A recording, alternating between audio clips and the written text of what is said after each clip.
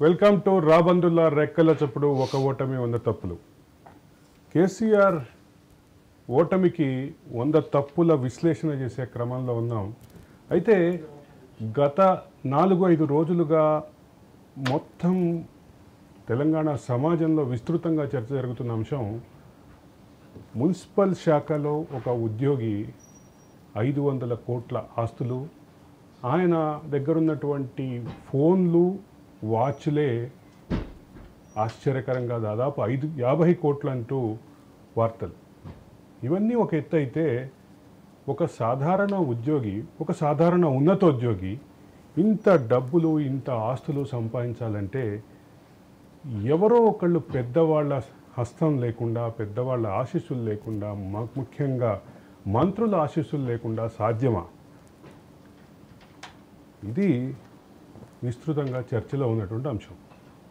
ఇదే అంశం ఎన్నికల్లో కూడా చర్చ జరిగింది. ఎన్నికల రణరంగంలో ప్రధానమైనటువంటి చర్చనీయాంశాల్లో ఇది కూడా ఒకటి ప్రధానంగా ఉంది. ఈ అంశాన్ని ఎన్నికల్లో ప్రతిపక్షం, అదే సందర్భంలో తెలంగాణ పౌర సమాజం విస్తృతంగా వాడినాయి. తెలంగాణ పౌర సమాజం వాడే క్రమంలో ఒక మాట చెప్పింది, అవినీతి అధికారులకి ముఖ్యమంత్రి కుటుంబమే అండగా ఉందని. చివరికి ఈరోజు ప్రధాన స్రవంతిలో అదే చర్చనీయాంశమైంది.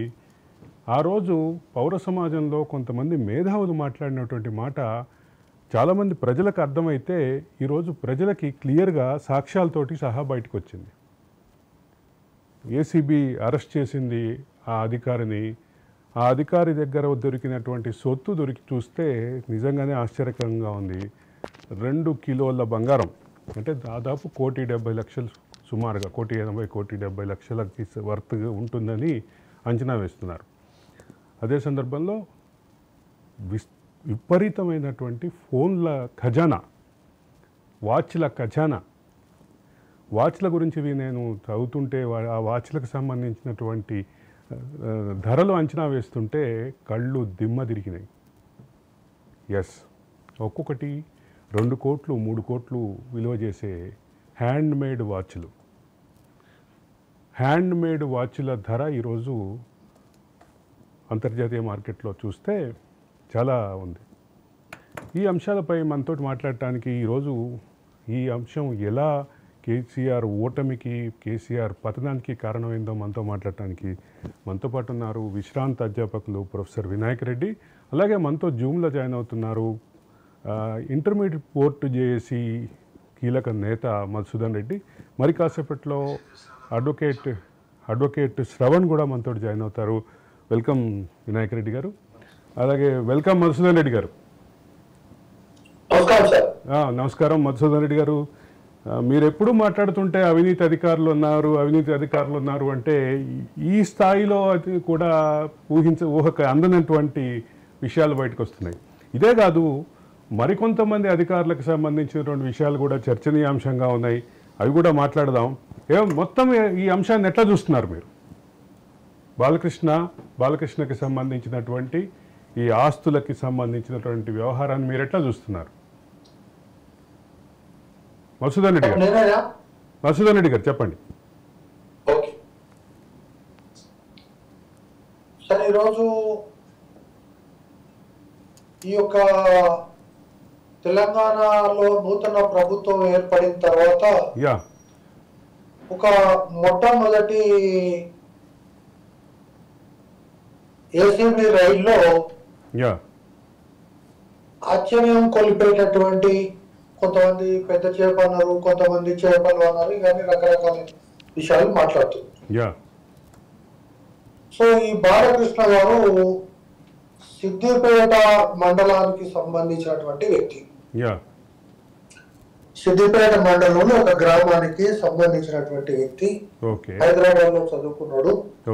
తర్వాత ఇంజనీరింగ్ డిప్లొమా, తర్వాత ఢిల్లీలో ఈ యొక్క ఇవన్నీ కూడా ఒక మంచి విద్యా వ్యవస్థలో ఉన్నాడు. తర్వాత ఒక ప్రధాన ఉపాధ్యాయునికి అల్లుడు కూడా. అంటే ఎందుకు ఈ విషయాలు చెప్తున్నా అంటే ఆయన యొక్క ఎకనామికల్ బ్యాక్గ్రౌండ్ అనేటటువంటి యా అంటే దిగువ మధ్య తరగతి ఉన్నత మధ్య తరగతికి మధ్యలో ఉన్నటువంటి కుటుంబం నుంచి వచ్చారు అని చెప్పడం కోసం ఒక వ్యక్తి మీరు ఎస్టాబ్లిష్ చేయడానికి ప్రయత్నం చేస్తున్నారు. మీరు చెప్తున్నటువంటి లెక్కల ప్రకారము ఇవన్నీ కూడా యా అయితే ఇక్కడ జనరల్ గా ఒకవేళ నేను పొరపాటున ఐఫోన్ కొనుక్కుంటే నా పాత ఐఫోను అలాగే పాత ఆండ్రాయిడ్ ఫోన్ కానీ ఒకవేళ చాలా మంచిగా ఉంటే మా భార్యకి ఇవ్వడము, లేక కొంచెం పాతది అయితే ఎవరో మా ఇంట్లో పనిచేసే వాళ్ళకి ఇవ్వడమో, తమ్ముడికి ఇవ్వడమో, అన్నకి ఇవ్వడమో జరుగుతుంది. కానీ 15 బ్రాండెడ్ ఐఫోన్లు ఈయన ఎంట్లో ఎందుకున్నాయి అనేది ఒక ప్రశ్న. తర్వాత జనరల్ గా మగవాళ్ళకైతే ఒకటే వాచ్ ఉంటుంది, లేదు మరి ఇంత వాచ్ల మీద ప్రేమ ఎక్కువ ఉంటే 2 వాచ్లు ఉంటాయి. కానీ లేడీస్ ఏదన్నా కలర్ఫుల్ గా అది కూడా 200, 300, 500 పెట్టి ఆయా సారీస్ కు సంబంధించి మ్యాచింగ్ కొనుక్కోవడం అనేటటువంటిది చూస్తాము. సరే ఈ 10 లక్షల వాచ్ గురించి రాష్ట్ర వ్యాప్తంగా చర్చ జరుగుతుంది కాబట్టి ఆ 10 లక్షల వాచ్ జోలికి మనం ఆ 10 లక్షల వాచ్ కాదు మధుసూదన్ రెడ్డి గారు, మీరు గమనించాలి. ఆ బతుకమ్మ గారు కూడా బహుశా ఒకటే 10 లక్షల వాచ్ ఉంది కానీ 10-20 లక్షల వాచ్లు 10-20 ఆ మేడం గారికి కూడా లేదు. అంతవరకు మనం యాక్సెప్ట్ చేయాలి. అయితే ఇక్కడ ప్రస్తుతానికి ఈరోజు ప్రధానంగా మనం చర్చించుకోవాల్సింది ఏంటంటే హైదరాబాద్ అనేటటువంటిది ఈ తెలంగాణ రాష్ట్రానికి గుండెకాయ మాత్రమే.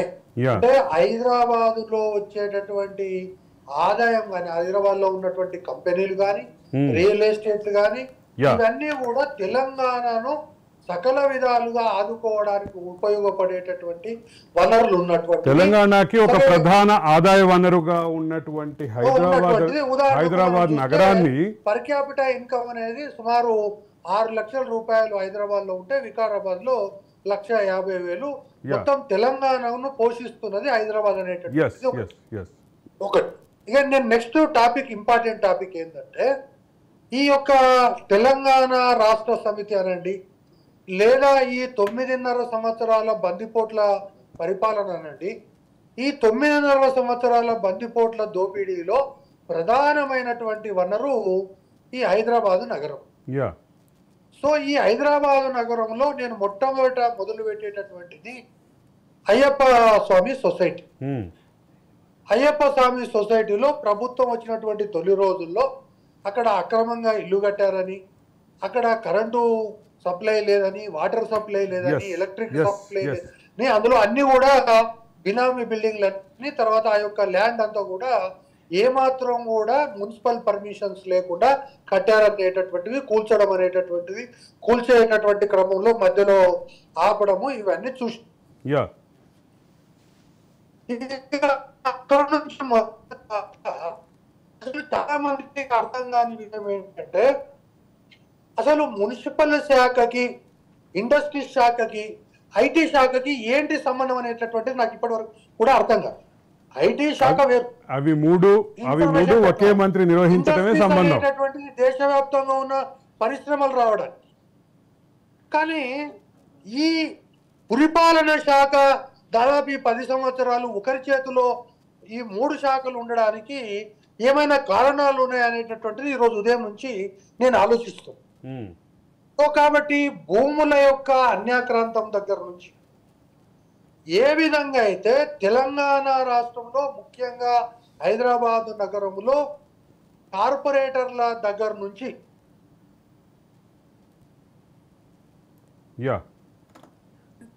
ఈ జిహెచ్ఎంసి అనేటటువంటిది చాలా మంది ఏం చెప్తున్నారు అంటే కేటీఆర్ గారు లేదా యువరాజు గారు ఈ యొక్క దీన్ని ఇచ్చిన తర్వాత హైదరాబాద్ రూపురేఖలే మారిపోయినాయి అనేటటువంటిది ప్రచారం జరుగుతుంది. 100% నేను దాంతో పూర్తి ఏకీభవిస్తున్నా. కేటీఆర్ అనేటోడు లేకపోతే ఈ హైదరాబాద్ నగరం అనేటటువంటిది ఓల్డ్ సిటీ లాగానే ఉంటుండేనో, అసలు ఉంటుండేనో ఉండకుండేనో. కానీ కేటీఆర్ గారు వచ్చిన తర్వాత 1-2 విషయాలు చాలా స్పష్టంగా మనం తెలుసుకోవాలి. ఏం జరిగింది అంటే జనరల్గా ఏ ఇల్లు కట్టినా, ఏ అపార్ట్మెంట్ కట్టినా 10% 15% వైలేషన్ అనేది కంపల్సరీ. అది ఎవరైనా చేస్తారు. ఈవెన్ రేపు నేను కట్టినా చేయొచ్చు, లేకుంటే మా ప్రొఫెసర్ అన్న కట్టినా కూడా ఒకటో రెండో వైలేషన్స్ ఉంటే ఉండొచ్చు. యా ఆ వైలేషన్ ఉన్న నెక్స్ట్ మినిటే గద్దలు వాలినట్టుగా మున్సిపల్ అధికారులు కానీ కార్పొరేటర్లు కానీ వాలిపోవడము. ఇక ఇది వీళ్ళ బిజినెస్. ఇవి అన్నీ కాకుండా ఈ బాలకృష్ణకు సంబంధించినటువంటి ప్రధానమైనటువంటి విషయం ఏంటంటే అర్బన్ ల్యాండ్ సీలింగ్ దగ్గర నుంచి కావలసినటువంటి పేపర్లు ఏవైతే ఉన్నాయో ఆ పేపర్లన్నీ ఉన్నా ఉండకపోయినా ఆయనకు సంబంధించినటువంటి ఈ యొక్క ఫార్మాలిటీస్ కంప్లీట్ చేస్తే దానికి సంబంధించిన పర్మిషన్ వస్తుంది అనేటటువంటిది జగమెరిగినటువంటి సత్యము. ఈయన గురించి హైదరాబాద్ నగరంలో ఏ బిల్డర్ని అడిగినా చెప్తాడు. ఒకవేళ ఈయనని ఏమైనా అందాము అంటే పైనుంచి నేను ఈరోజు స్పష్టంగా చెప్తున్నా, ఈరోజు హైదరాబాద్ నగరంలో కూకట్పల్లి నుంచి ఒక జోనల్ కమిషనర్ను ఎల్బీ నగర్కి వేస్తే 24 గంటల్లో ఆర్డర్స్ ఎందుకు రద్దు అవుతున్నాయి, 24 గంటల్లోనే ఆర్డర్స్ ఎందుకు క్యాన్సిల్ అవుతున్నాయి, ఈ దశాబ్ద కాలంగా ఈ బాలకృష్ణ అనేవాడు అక్కడ ఎందుకు ఉన్నాడు అనేటటువంటిది కనుక చూస్తే హైదరాబాద్లో చీఫ్ టౌన్ ప్లానర్ అని ఉన్నాడు. ఆయన పేరు దశరథ్ రెడ్డి అనుకుంటా, to the best of my knowledge. Devender Reddy. ఈ దేవేందర్ రెడ్డి అనేటటువంటి వ్యక్తి ఆయన కూడా కేటీఆర్ కాలం అంతా కూడా సిటీ చీఫ్ టౌన్ ప్లానర్ గా పనిచేసి. ఒకవేళ ఈయన పరిస్థితే ఈయన ఇట్లా ఉందంటే ఆయన ఇంట్లో ఎన్ని వందల వాచులు ఉన్నాయి, ఎన్ని వందల సెల్ ఫోన్లు ఉన్నాయి. ఇక్కడ ఆశ్చర్యం ఏంటంటే ప్రతి ఒక్కరు ఐఫోన్ మాత్రమే వాడారు, ఇక్కడ ఏ వేరే ఫోన్లు కనిపిస్తలేవు. ఈ దేవేందర్ రెడ్డి అనేటటువంటి వ్యక్తి కూడా దాదాపు 10 సంవత్సరాలు ఆయన ఏదంటే అది, ఇది నంది అంటే నంది, పంది అంటే పంది అన్నట్టుగా నడిచింది.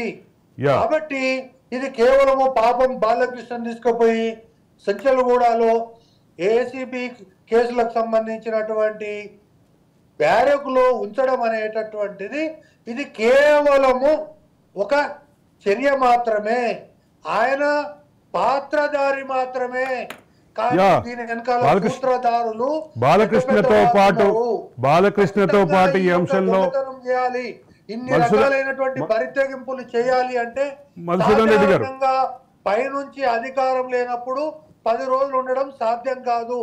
నేను ఈరోజు చెప్తున్నా మీకు, నగరంలో మధుసూదన్ రెడ్డి గారు బాలకృష్ణతో పాటు మరింత మంది దీనికి సంబంధించినటువంటి వ్యవహారాలు చేసిన వాళ్ళు, చేయించిన వాళ్ళు, వీళ్ళందరికీ సంబంధించిన చర్చలోకి మీతోటి మళ్ళీ కొనసాగించే ముందు ఒకసారి నేను ప్రొఫెసర్ వినాయక్ రెడ్డి గారి దగ్గరికి వెళ్తాను. వినాయక్ రెడ్డి గారు, ఈ విధ్వంసం చూస్తున్నాం, అది కేటీఆర్ నిర్వహించినటువంటి శాఖ, de facto under trainee chief minister అన్నారు. అండర్ ట్రైనీ చీఫ్ మినిస్టర్ అయినటువంటి కేటీఆర్ నిర్వహించినటువంటి శాఖ ఒక పక్కన, రెండో పక్క అదే శాఖలో పనిచేసినటువంటి ఒక ఉద్యోగ నాయకుడు మంత్రిగా ఉన్నారు, శ్రీనివాస్ గౌడ్. వీళ్ళిద్దరి పాత్ర, వీళ్ళిద్దరికి సంబంధించినటువంటి అనుమానాలు, వీళ్ళిద్దరి లింకులు కూడా విస్తృతంగా తెలంగాణ సమాజంలో చర్చలో ఉన్నాయి. మీరు ఎట్లా ఫీల్ అవుతున్నారు? ఎప్పుడైతే మున్సిపల్ శాఖ ఈయన కేటీఆర్ చేతిలో ఉన్నప్పటికీ ఇప్పుడు గత 10 సంవత్సరాల నుంచి అంతకుముందు కూడా జరగలేదని కాదు, జరిగినాయి కానీ ఇంత పెద్ద ఎత్తున జరగడం అనేది పదం వాడాను, ఇది ఒక విధ్వంసం లాగా కనిపిస్తుంది. అదే విధ్వంసం అంటే ఈ 10 సంవత్సరాల్లో విధ్వంసం అయింది. ఇప్పుడు వాళ్ళ ఆశీస్సులుగా ఉన్నట్లయితే వీళ్ళందరూ కూడా స్మాల్ చిన్న చేపలే. యాక్చువల్గా సూత్రధారులు అనేది ప్రభుత్వం తెలియకుండా, వాళ్ళ ఇంటెలిజెన్సీ తెలియకుండా బాలకృష్ణ కానీ రేపు మీరైనా నేనైనా ఒకవేళ అదే ఆఫీసులు ఉంటే ఇవన్నీ చేయడానికి అవకాశమే లేదు. అందువల్ల ఏంటంటే ఖచ్చితంగా అప్పుడున్న మినిస్టర్ పాత్ర ఖచ్చితంగా ఉంటుంది. ఇంకోటి మనం చాలా హైదరాబాద్లో చూసినట్లయితే హైదరాబాద్లో పర్మిషన్ ఇచ్చేటప్పుడే రకరకాలైన షరతులతోటి ఇస్తుంటారు. కానీ ఈ షరతులన్నీ కూడా వాళ్ళకు సంబంధించిన వాళ్ళకి ఏ షరతులు వర్తించకుండా ఇప్పుడు మనం ఎంత పెద్ద పెద్ద అపార్ట్మెంట్స్ కడుతున్నారో మనం చూస్తున్నాం. అవి ఎవ్వి కూడా ఏ షరతులకు సంబంధించి. జనరల్గా ఒక చిన్న ఎగ్జాంపుల్ చెప్తాను నేను. 5 ఎకరాల్లో ఒక 10 లక్షల ఎస్ఎఫ్టీ అనేదే చాలా ఎక్కువగా భావించేటటువంటి పరిస్థితి ఉంది. అంటే స్కై అంటే స్కైరాప్స్ కట్టినా కానీ 10 లక్షల ఎస్ఎఫ్టీ అనేది చాలా ఎక్కువగా ఫీల్ అవుతారు. అటువంటిది ఒకే ప్రాజెక్టుకి 5 ఎకరాల్లో 50 లక్షలకి పర్మిషన్ ఇచ్చినటువంటి పరిస్థితి చూసాం. ఎక్కడ కామన్ ఏరియాస్ ఉండవు, ఎక్కడ యూటిలిటీ ఏరియా ఉండదు. ఇటువంటి పరిస్థితి ఒక పర్టికులర్ కేసు అయితే ఉంది.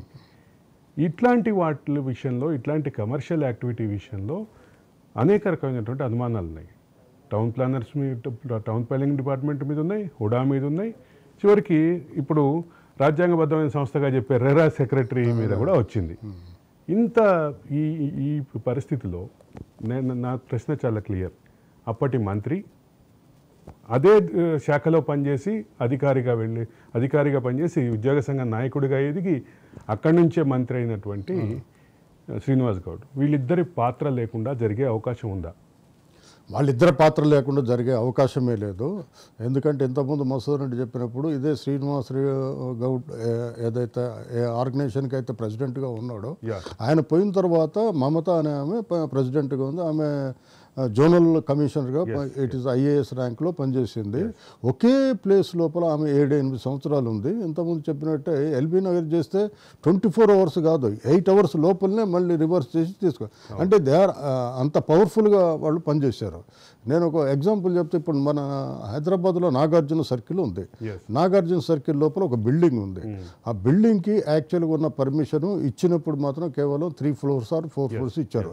దాని తర్వాత అతను ఇంకా 3 floors అడిషనల్ కట్టాడు.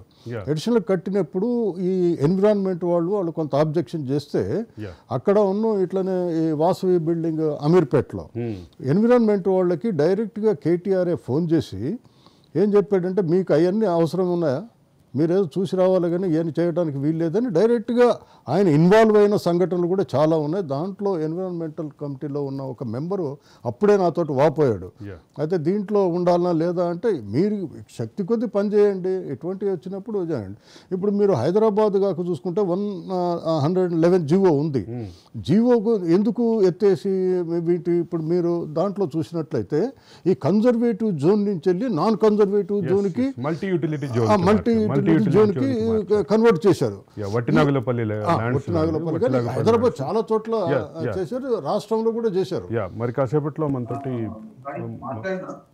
మధుసూదన్ రెడ్డి గారు జాయిన్ అవుతారు. అడ్వకేట్ శ్రవణ్ జాయిన్ అయ్యారు. శ్రవణ్ గారు నమస్కారం. సార్ నమస్తే సార్.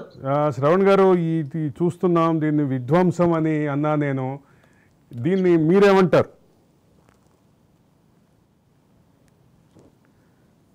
బాలకృష్ణ ఎపిసోడ్ని ఎట్లా చూస్తారు మీరు? సార్, నేను ఈ ఇష్యూ గురించి పూర్తిగా గోత్రు అవ్వకపోయినా నాకున్న ఒక వ్యూని నేను చెప్తాను సార్. చెప్పాలి. 2016 కంటే ముందు రియల్ ఎస్టేట్లో ఏ ప్రాజెక్ట్స్ వచ్చినా కానీ, కన్స్ట్రక్షన్ ఫీల్డ్లో కానీ బయర్కి బిల్డర్స్కి మధ్యలో ఒక నమ్మకమైన వాతావరణం లేకపోవడము, చాలా మట్టుకు ప్రామిస్ చేసినటువంటి ఎమ్యూనిటీస్తో సహా ఏ కన్స్ట్రక్షన్ కూడా పూర్తి చేసి ఎక్కువ శాతంలో, అంటే ఎవరో కొద్ది మంది బిల్డర్స్ మాత్రమే చాలా ట్రస్ట్ వర్తీగా, ట్రాన్స్పరెంట్గా, అకౌంటబిలిటీ మెయింటైన్ చేసుకుంటూ కన్స్ట్రక్షన్ పూర్తి చేసి అప్పగించేవాళ్ళు. కానీ చాలా మంది ఈ కన్స్ట్రక్షన్ ఫీల్డ్ని ఒక ధనాపేక్షతోటి మధ్యలో ప్రాజెక్ట్స్ ఆపేసినవి హైదరాబాద్ చుట్టుపక్కలనే కొన్ని వందల్లో ఉన్నాయి. 2016కు ముందు ఒక రెగ్యులేటరీ అథారిటీ అనేది ఇద్దరికి మధ్య ఒక మధ్యవర్తిలాగా, అంతకుముందు మనం ఏదో కన్జ్యూమర్ ఫోరంకో లేకపోతే ఏ సివిల్ కోర్టుకో మనం వెళ్ళి కొన్ని సంవత్సరాల పాటు కోర్టుల చుట్టూ తిరిగే పరిస్థితిని రెగ్యులేటరీ అథారిటీ పేరుతోటి, రియల్ ఎస్టేట్ రెగ్యులేటరీ అథారిటీ పేరుతోటి, రెరా పేరుతోటి తీసుకొచ్చిన తర్వాత చాలా మట్టుకు అందులో పేరుకు ఉంచిన కండిషన్స్, పేరుకు రాసిన కండిషన్స్ కానీ టర్మ్స్ కానీ చాలా బాగుంటాయి రెరాలో చూడడానికి. ఓకే, అంటే ఆ ఒక ట్రాన్స్పరెన్సీ కానీ, అకౌంటబిలిటీ, అంటే కొన్ని కండిషన్స్ అయితే ఎట్లా ఉంటాయంటే, ఏ డిస్ప్యూట్ ఎరైజ్ అయినా కానీ ఖచ్చితంగా విత్ ఇన్ 5 years లోపు క్లియర్ అయిపోవాలి. శ్రవణ్ గారు, అనేది బయర్స్ శ్రవణ్ గారు ముందు డిపాజిట్ చేసుకోవాలి. ఇవన్నీ శ్రవణ్ గారు చాలా శ్రవణ్ గారు కన్స్ట్రక్షన్ ఫీల్డ్ లో బయర్స్ కి నమ్మకం తీసుకొచ్చినాయి. శ్రవణ్ గారు చాలా క్లియర్ 2016లో వచ్చినటువంటి రేరా చట్టం కానీ రేరా ఆర్గనైజేషన్ కానీ దాని పేరులోనే ఉంది రెగ్యులేటింగ్ రియల్ ఎస్టేట్ అని. కానీ అటువంటి సంస్థలో సెక్రటరీగా ఉన్నటువంటి వ్యక్తి మీద ఈరోజు ఇన్ని ఆరోపణలు, ఇన్ని ఆధారాలు, ఇంత చర్చ జరుగుతోంది. దాని మీద మాట్లాడదాం. నేనేమన్నా అంటే ఒక కోర్టుకు వెళ్ళని అవసరం లేకుండా ఉంచే ఈ రెగ్యులేటరీ అథారిటీని ఇప్పుడు ఈ రకంగా దీన్ని కూడా కంప్లీట్ గా వాళ్ళ ఆధీనంలోకి తీసుకొని, అంటే రెగ్యులేటరీ అథారిటీ అంటే కూడా ఇక్కడ కూడా మామూలు ఇవ్వాల్సిందే,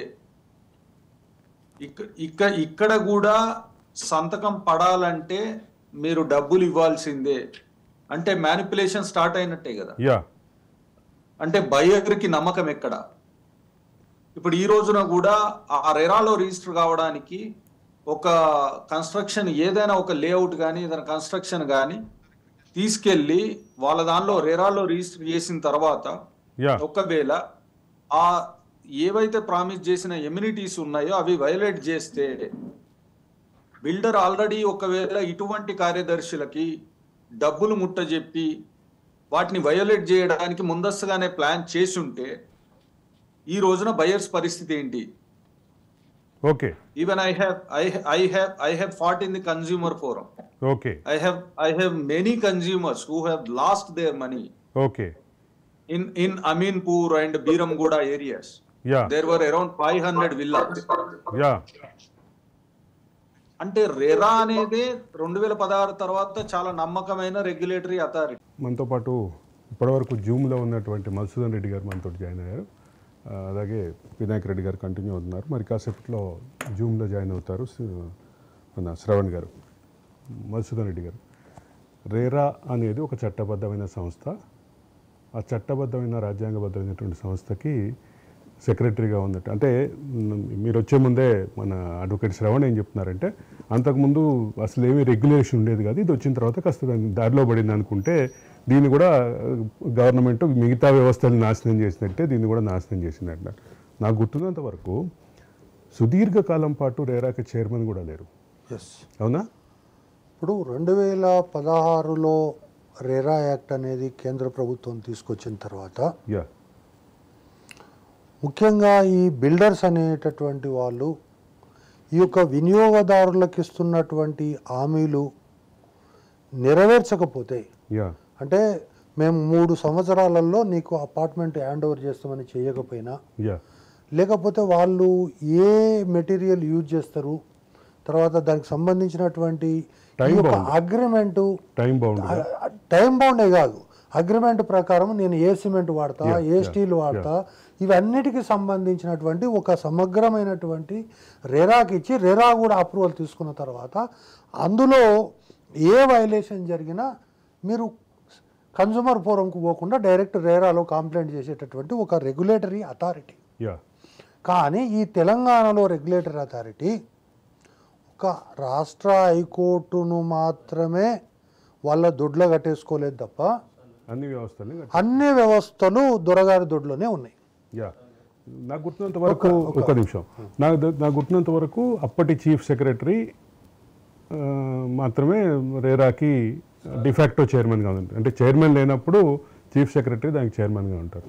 అప్పటి చీఫ్ సెక్రటరీ వ్యవహార శైలి, దానికి సంబంధించినటువంటి ఆయనకున్నటువంటి బంధాల గురించి మొత్తం జగద్విదితం. దాని మీద విస్తృత చర్చే ఉంది. మధుసూదన్ రెడ్డి గారు అయితే దాని మీద నా షోలోనే బహిరంగంగా చెప్పారు. ఎట్లా చూడాలి దీన్ని? అప్పటి చీఫ్ సెక్రటరీ సోమేష్ కుమార్. ఒకటి క్లియర్గా చెప్పాలి అంటే గత ప్రభుత్వం లోపల అన్ని వ్యవస్థలు కూడా నిర్వీర్యం చేశారు. ఏ వ్యవస్థల లోపల ఈవెన్ సూపరింటెండెంట్ దగ్గర కూడా ఏదైనా ఒక పేపర్ కదలాలంటే మాత్రం వీళ్ళు అనుమతి ఉంటేనే కదిలింది. ఇవన్నీ కూడా జరిగినాయంటే ఆ శాఖల మంత్రులకి సంబంధం లేకుండా కూడా డైరెక్ట్గా చీఫ్ మినిస్టర్ ఆఫీస్ కావచ్చు, ఆయన కొడుకుది కావచ్చు, అల్లుడు కావచ్చు, బిడ్డది కావచ్చు, లేకపోతే ఇంకో ఆయన 5 ప్రమేయం లేకుండా హైదరాబాదులో చీమ చిటుక్కుమన్నా వాళ్ళకి తెలియాలి. వాళ్ళకి తెలియలేదనుకోండి దానికి సంబంధించిన వాళ్ళ మీద ఇమ్మీడియట్గా యాక్షన్ అనేది జరుగుతూ ఉంటుంది. హైదరాబాద్కి సంబంధించినటువంటి ఒక ప్రధానమైనటువంటి చర్చ అయితే ఉంది మధుసూదన్ రెడ్డి గారు. హైదరాబాద్ ఆదాయాన్ని పూర్తిగా ఈ కుటుంబమే డ్రా చేసిందంటూ విమర్శలు అయితే ఉన్నాయి. ఇది ఎన్నికల్లో బాగా గట్టిగా పనిచేసింది కూడా. కానీ ఇందాక మీరు లైవ్లో జాయిన్ అయినప్పుడు చెప్పారు సిసిపి చీఫ్ ప్లానింగ్ ఎవరైతే ఉన్నారో దేవేందర్ రెడ్డికి సంబంధించినటువంటి వ్యవహారం, ఆయన కూడా చాలా దాదాపు 9 సంవత్సరాలు 8 సంవత్సరాలు ఆయన ఒకటే సీట్లో ఉన్నారు. దీన్ని ఎట్లా చూడాలి? ఇప్పుడు ఒకటి ప్రధానంగా మనము ఈ 9.5 సంవత్సరాల యొక్క రాజు పరిపాలన అండి, దాన్ని ఇంకో భాషలో చెప్పాలంటే నేను చాలా స్పష్టంగా అనేక మాధ్యమాల్లో చెప్పాను. 2014లో బందిపోట్లకు తెలంగాణ నుంచి దోసుకొని పోండి అంటే కూడా ఇంత ధ్వంసం అయి ఉండేది కాదు. నా షోలో ఇది మూడోసారి చెప్తున్నా. నేను దానికి కట్టుబడి కూడా ఉంది.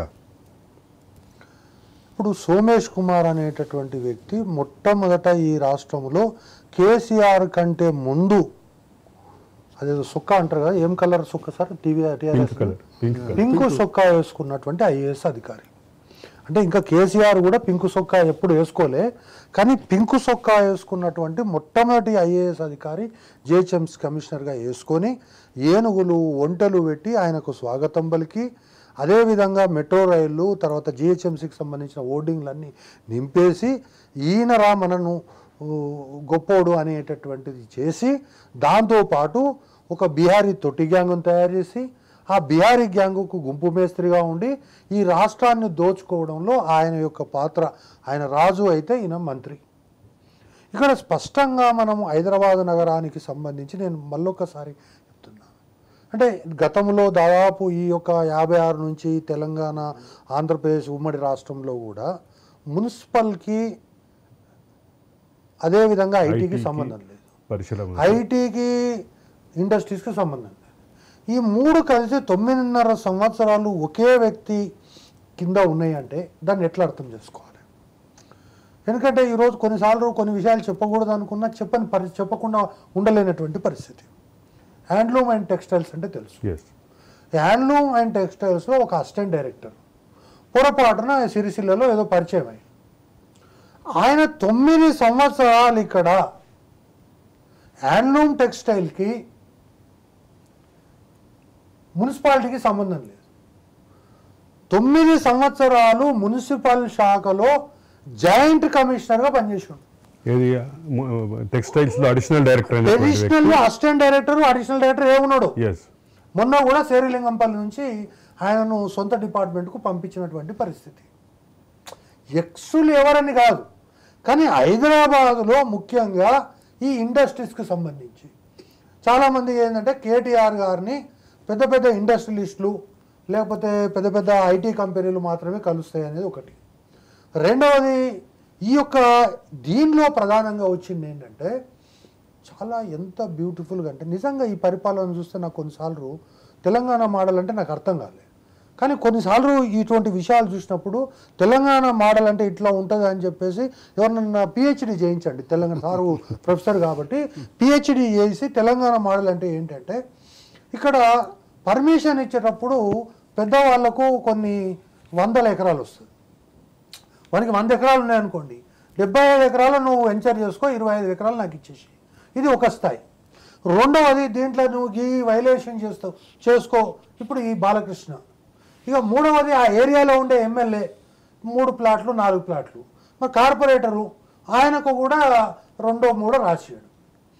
ఇవి కాకుండా బయట కొన్ని శక్తులు ఉన్నాయి. సో ఈ విధంగా ఎవరికి వాళ్లకు ఏం అందకుండా చేయడం. ఈ మధ్యలో ఒకటి మర్చిపోయారు మీరు, జిహెచ్ఎంసీలో టౌన్ ప్లానరు, చీఫ్ ప్లానరు, ఇది ఒక పోస్ట్ ఉంది. దానికి ఒక ఇందాకటి నుంచి మనం మాట్లాడుతున్న ఒక వ్యక్తి ఉన్నారు. ఆయన పేరు అసలు మీరు మీ ఈ ఆర్డర్లో ఎక్కడ చెప్పలే. ఆయన ఏం తీసుకోరా? అంటే ఆయన తీసుకునేది బహుశా అది ముఖ్యమంత్రి గారి పరిశీలనలో ఉంది. బహుశా రేపు కానీ ఎల్లుండి కానీ. అంటే ఇప్పుడు ముఖ్యమంత్రి గారు నిన్న ఏది మన ఈ ధరణిలో ఉన్న లోపాల మీద ఒక చిట్టా బయటకు వచ్చింది. ఆ చిట్టాలో ఫస్ట్ లిస్ట్ అన్నారు, సెకండ్ లిస్టు, నిజంగా కూడా ఇప్పుడు నేను చాలా స్పష్టంగా చెప్తున్నా మీకు, ఈ 10,000 కోట్ల నుంచి 1,00,000 కోట్ల క్లబ్లో ఉన్న ఉద్యోగులు కొంతమంది ఉన్నారు.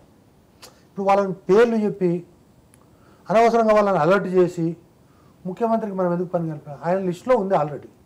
కాబట్టి ఇందులో ఒక ట్రాన్స్పోర్ట్ డిపార్ట్మెంటు, ఒక మున్సిపల్ డిపార్ట్మెంటు, సెక్రటేరియటు, తర్వాత ఇట్లా రెవెన్యూ, ఇట్లా చాలా డిపార్ట్మెంట్లలో ఇటువంటి ఆ క్రమంలో టౌన్ ప్లానింగ్లో మీరు చెప్పినటువంటి రెడ్డి గారు ఎవరైతే ఉన్నారో పేరు చెప్పారు, దేవేందర్ రెడ్డి.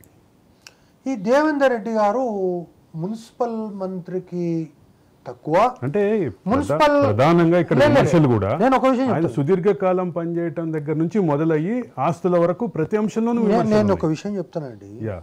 మున్సిపల్ శాఖ డైరెక్టర్, మున్సిపల్ శాఖ ప్రిన్సిపల్ సెక్రటరీ, వీళ్ళిద్దరు కింద ఉంటారు. వీళ్ళ తర్వాత కంటే పైననే ఇగో ఈ చిటి టౌన్ ప్లానర్ ఉంటాడు. ఎందుకంటే వీళ్ళు మంత్రిని రోజుకు ఒకసారి కలవాలి, కానీ మంత్రితోటి రోజు కలిసేటటువంటి సంబంధ బాంధవ్యాలు విషయాలన్నీ ఈ చక్కబెట్టేటటువంటిదే ఈ యొక్క రెడ్డి గారు. మంత్రి బృందంలో కిచెన్ క్యాబినెట్లో మెంబర్. కాబట్టి ఆయన చెప్పిందే ఈయన అలే తప్ప. కాబట్టి ఆయన కూడా బహుశా ఎన్ని సెల్ ఫోన్లు ఉన్నాయి, ఏం కథ, ఏం లక్షణం. ఇప్పుడు టెక్నాలజీ మారిందండి. టెక్నాలజీ మారిన తర్వాత ఇప్పుడు మా అన్న ఉన్నాడు, మా అన్న ఫోన్ చూడు అదే అట్లా ఉంది, ఆ కారు ఒకటే వేసుకోవచ్చుండు. సో ఇటువంటి బతుకులన్నీ అంటే తెలివి లేక, లేకపోతే డబ్బు మీద సోయి లేక, కుటుంబం అంటే ప్రేమ లేక వీళ్ళేమో ఇట్లా ఉన్నారు. వాళ్ళు ఇల్లు ఉండగానే, మనం దీపం ఉండగానే ఇల్లు చక్కగా పెట్టుకోవాలి. లాస్ట్ అంటే చెప్పండి. ఇక్కడ ఈ 10,000 అబో క్లబ్ ఎవరైతే ఉన్నారో 10,000 నుంచి ఇప్పుడు మీరు చెప్పినటువంటి టౌన్ ప్లానరు 1,00,000 కోట్ల క్లబ్లో ఉన్నాడు. దాంట్లో మంత్రి గారికి చాలా దగ్గరుండి అన్ని పనులు చేసినటువంటి అంతరంగిక కార్యదర్శులు వాళ్ళు అంటారు కదా, దాంట్లో కూడా పేరు చలామణిలో ఉంది. ఇక్కడ ప్రధానంగా వచ్చినటువంటిది ఏంటంటే, మా అన్నగారికి నేను చెప్పేది, జనరల్గా ఈ యొక్క బ్యాచ్ అంతా కూడా ఏమనుకున్నారంటే, ముఖ్యమంత్రి కేసీఆర్ గారు ఉన్నారు, ఆయనకు 70 ఏళ్ళు వచ్చినాయి. ఆయన కూడా ఒక మీటింగ్లో చెప్పిండు, నేను 70 ఏళ్ళు వచ్చింది, ఎప్పుడు చిన్నది ఏదైనా పుట్టుకోమంటే అది అటు ఇటు. కాబట్టి నెక్స్ట్ కొడుకు ముఖ్యమంత్రి అవుతాడు, అంటే యువరాజు తర్వాత హిమాంశురావు ముఖ్యమంత్రి అవుతాడు. దాదాపు ఈ యొక్క 60-70 సంవత్సరాలు ఈ పరిపాలన ఇదే విధంగా నిరంతరంగా కొనసాగుతుంది. కాబట్టి దాపరికం ఎందుకు? ఇప్పుడు ఈ ఫోన్లు తీసుకుపోయి ఇంకో దగ్గర పెట్టుడు ఎందుకు? ఈ బినామీ యాక్టివిటీ ఎందుకు? తర్వాత ఈ సెల్ ఫోన్ తీసుకుపోయి ఇంకోనికి ఇచ్చుడు ఎందుకు? నిజంగా కూడా ఈ సెల్ ఫోన్లన్నీ ఒకవేళ మేడంకి ఇచ్చి ఉంటే, ఆ మేడం ఈ 14తో పాటు ఇంకో 15 చూపిస్తే జనము అంటారు.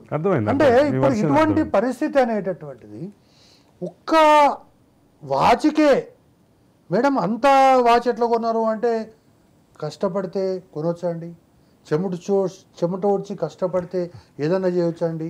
మా ఆయన నాకు బర్త్డే రోజు ఇంకో గిఫ్ట్ ఇవ్వచ్చండి, లేదా కొండగట్టు జాతరలో కొనుక్కొచ్చినటువంటి ఆ వాచ్ ఏదైతే ఉందో ఆ వాచ్ గిఫ్ట్ ఇచ్చిన తప్పేముందండి దాంట్లో? నేనేం తప్పు పడతలేదు. కొండగట్టు జాతరలో ఈ మధ్య 20 లక్షల వాచ్లు 2 కోట్ల వాచ్లు కొండగట్టు జాతరలో కొనుక్కొచ్చిన వాచే అది వాచ్. ఇది వీళ్ళు దాన్ని 10 లక్షలు 20 లక్షలు అని మీరు కనిపించక అనుకున్నారు, కానీ కొండగట్టులో కొనుక్కొచ్చిన వాచే. ఇప్పుడు నాకు తెలియని విషయం ఏంటంటే, కొండగట్టు జాతరలో 20 లక్షల వాచ్లు 2 కోట్ల వాచ్లు కూడా అమ్ముతుర్రా? అంటే ఇప్పుడు నేనేమంటున్నా అండి, ఇప్పుడు గుజరాత్ నుంచి నెయ్యి వచ్చిందంటే అర్థం ఉంది, ఢిల్లీ నుంచి నెయ్యి ఎందుకు వస్తుందండి? ఢిల్లీ నెయ్యి సబ్జెక్ట్ మళ్ళీ మాట్లాడదాం. మనతోటి శ్రవణ్ గారు జాయిన్ అయ్యారు, అడ్వకేట్ శ్రవణ్ గారు. ఇందాక అబ్రప్ట్గా ఆగిపోయింది. శ్రవణ్ గారు చెప్తున్నారు, రెరాకి సంబంధించినటువంటి విషయాలు చెప్పారు. అదే సందర్భంలో రెరాకి సంబంధించినటువంటి అంటే సుదీర్ఘకాలం పాటు దానికి చైర్మన్ కూడా వేయని పరిస్థితి ఉంది అనేది, ఆ చైర్మన్గా వేయని అవకాశాన్ని తమకి అత్యంత సన్నిహితుడు, అత్యంత నమ్మకమైనటువంటి వ్యక్తిగా భావించేటటువంటి సోమేష్ కుమార్ అప్పటి చీఫ్ సెక్రటరీ, అప్పటి రెరా చైర్మన్గా, యాక్టింగ్ చైర్మన్గా ఉన్నారనే విషయాన్ని ఇప్పుడే మధుసూదన్ రెడ్డి గారు చెప్తున్నారు. ఎట్లా చూడాలి మొత్తం ఈ వ్యవస్థ మొత్తం ఎటువైపు వెళ్ళింది? 2016లో కేంద్ర ప్రభుత్వం ప్రారంభించినటువంటి రెరా ఇప్పుడు ఎటు వెళ్ళింది? Shravan garu. Yeah, there is some technical issue with Shravan garu. చెప్పండి. ఇప్పుడు రెరా అనేటటువంటిది ఒక రెగ్యులేటరీ అథారిటీ పెట్టి దానికి ఒక పదునైనటువంటి కత్తి ఇచ్చి అవసరమైతే ఆ యొక్క ప్రాజెక్టును ఎస్టాబ్లిష్ చేసే వాళ్ళను ఏదైనా ఇబ్బంది పెట్టినా లేదా ఇంకోటి చేసినా వాళ్ళను మీరు జాగ్రత్త అని చెప్పడానికి ఉపయోగపడుతుంది. నేనేమంటున్నా, ఆ కత్తి అనేది వారి మీద ఉపయోగిస్తే మనకేంది? కాబట్టి ఇప్పుడు ఏంటి, నువ్వు ఏ విధంగా దోచుకుంటావో దోచుకో, నువ్వు కన్జ్యూమర్లను ఏ విధంగా ఇబ్బంది పెడతావో పెట్టుకో, మేము దాంట్లోకి రాము, కానీ మాకు ఇచ్చేది మాకు ఇస్తే అయిపోతుంది అనేటటువంటి పద్ధతిలో మీరు ఈ యొక్క అయ్యప్ప స్వామి సొసైటీ దగ్గర అదే గురుకుల ట్రస్ట్ భూమిలో అయ్యప్ప స్వామి సొసైటీలు మేము కూల్స్తాము అని బుల్డోజర్లు పెట్టి టీవీలలో మా అన్న అయితే వరంగల్ నుంచి అరే మొత్తం హైదరాబాద్ కూలిపోతుందని బాధపడి ఇవన్నీ చేస్తుంటే తీరా తెల్లారేకల్లా లేదు అయ్యప్ప స్వామి సృష్టిలో పాపం వాళ్ళంతా పేదోళ్ళు ఇల్లు కట్టుకున్నారు, గుడిసెలు వేసుకోవాల్సింది ఇల్లు కట్టుకున్నారు, కాబట్టి అది ఏమైంది అనేది తెలియదు. తర్వాత మియాపూర్ భూములు ఏమైనాయో తెలియదు. తర్వాత నయీం కొల్లగొట్టినటువంటి 1,00,000 కోట్లు 2 లక్షల కోట్లు ఏమైనాయో తెలియదు. కాబట్టి ఇక్కడ బందిపోట్ల ముఠా అనేటటువంటిది ఏంటంటే, నేను ఒక్కటే సెంటెన్స్ చెప్పి మేము ముగిస్తాను. పోలీస్ స్టేషన్ ఉంటుంది. మా అన్నకు పెద్ద పోలీస్ స్టేషన్ అంటే పెద్ద విషయాలు తెలియదు, నాకు తెలుసు. పోలీస్ స్టేషన్లో రాసేటోడు ఉంటాడు, రైటర్ అంటారు వాళ్ళు. తర్వాత ప్రతి దగ్గర రైల్వే స్టేషను, తర్వాత బస్ స్టాండ్లు, తర్వాత పాన్ షాపులు, మంత్లీ మామూలు వసూలు చేసేటటువంటి ఒక కలెక్టర్ ఉంటాడు, వాడిని కలెక్టర్ అంటాడు. అంటే వైన్ షాపులు వసూలు చేస్తాడు అది. అదేవిధంగా కేవలం ఇట్లా పెట్టుకోవడం ఎందుకని హైదరాబాదులో ఒక కలెక్టర్ని పెట్టుకున్నారు. ఆ కలెక్టర్ ఎవరు? IPS officer.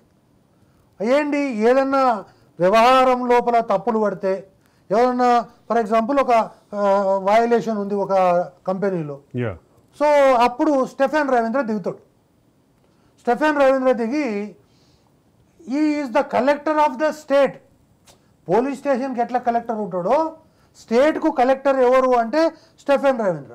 స్టెఫెన్ రవీంద్ర భవిష్యత్తు గౌతమ్ గురించి మనకు తెలుసు. తెలంగాణ ఉద్యమంలో ఆ ఉద్యమాన్ని కేసీఆర్ ఎంత ఉధృతంగా తీసుకుపోయిండో ఆయన కూడా తెలంగాణ ఉద్యమాన్ని రివర్స్గా అంత ఊపుగా తీసుకుపోయినటువంటి వ్యక్తి.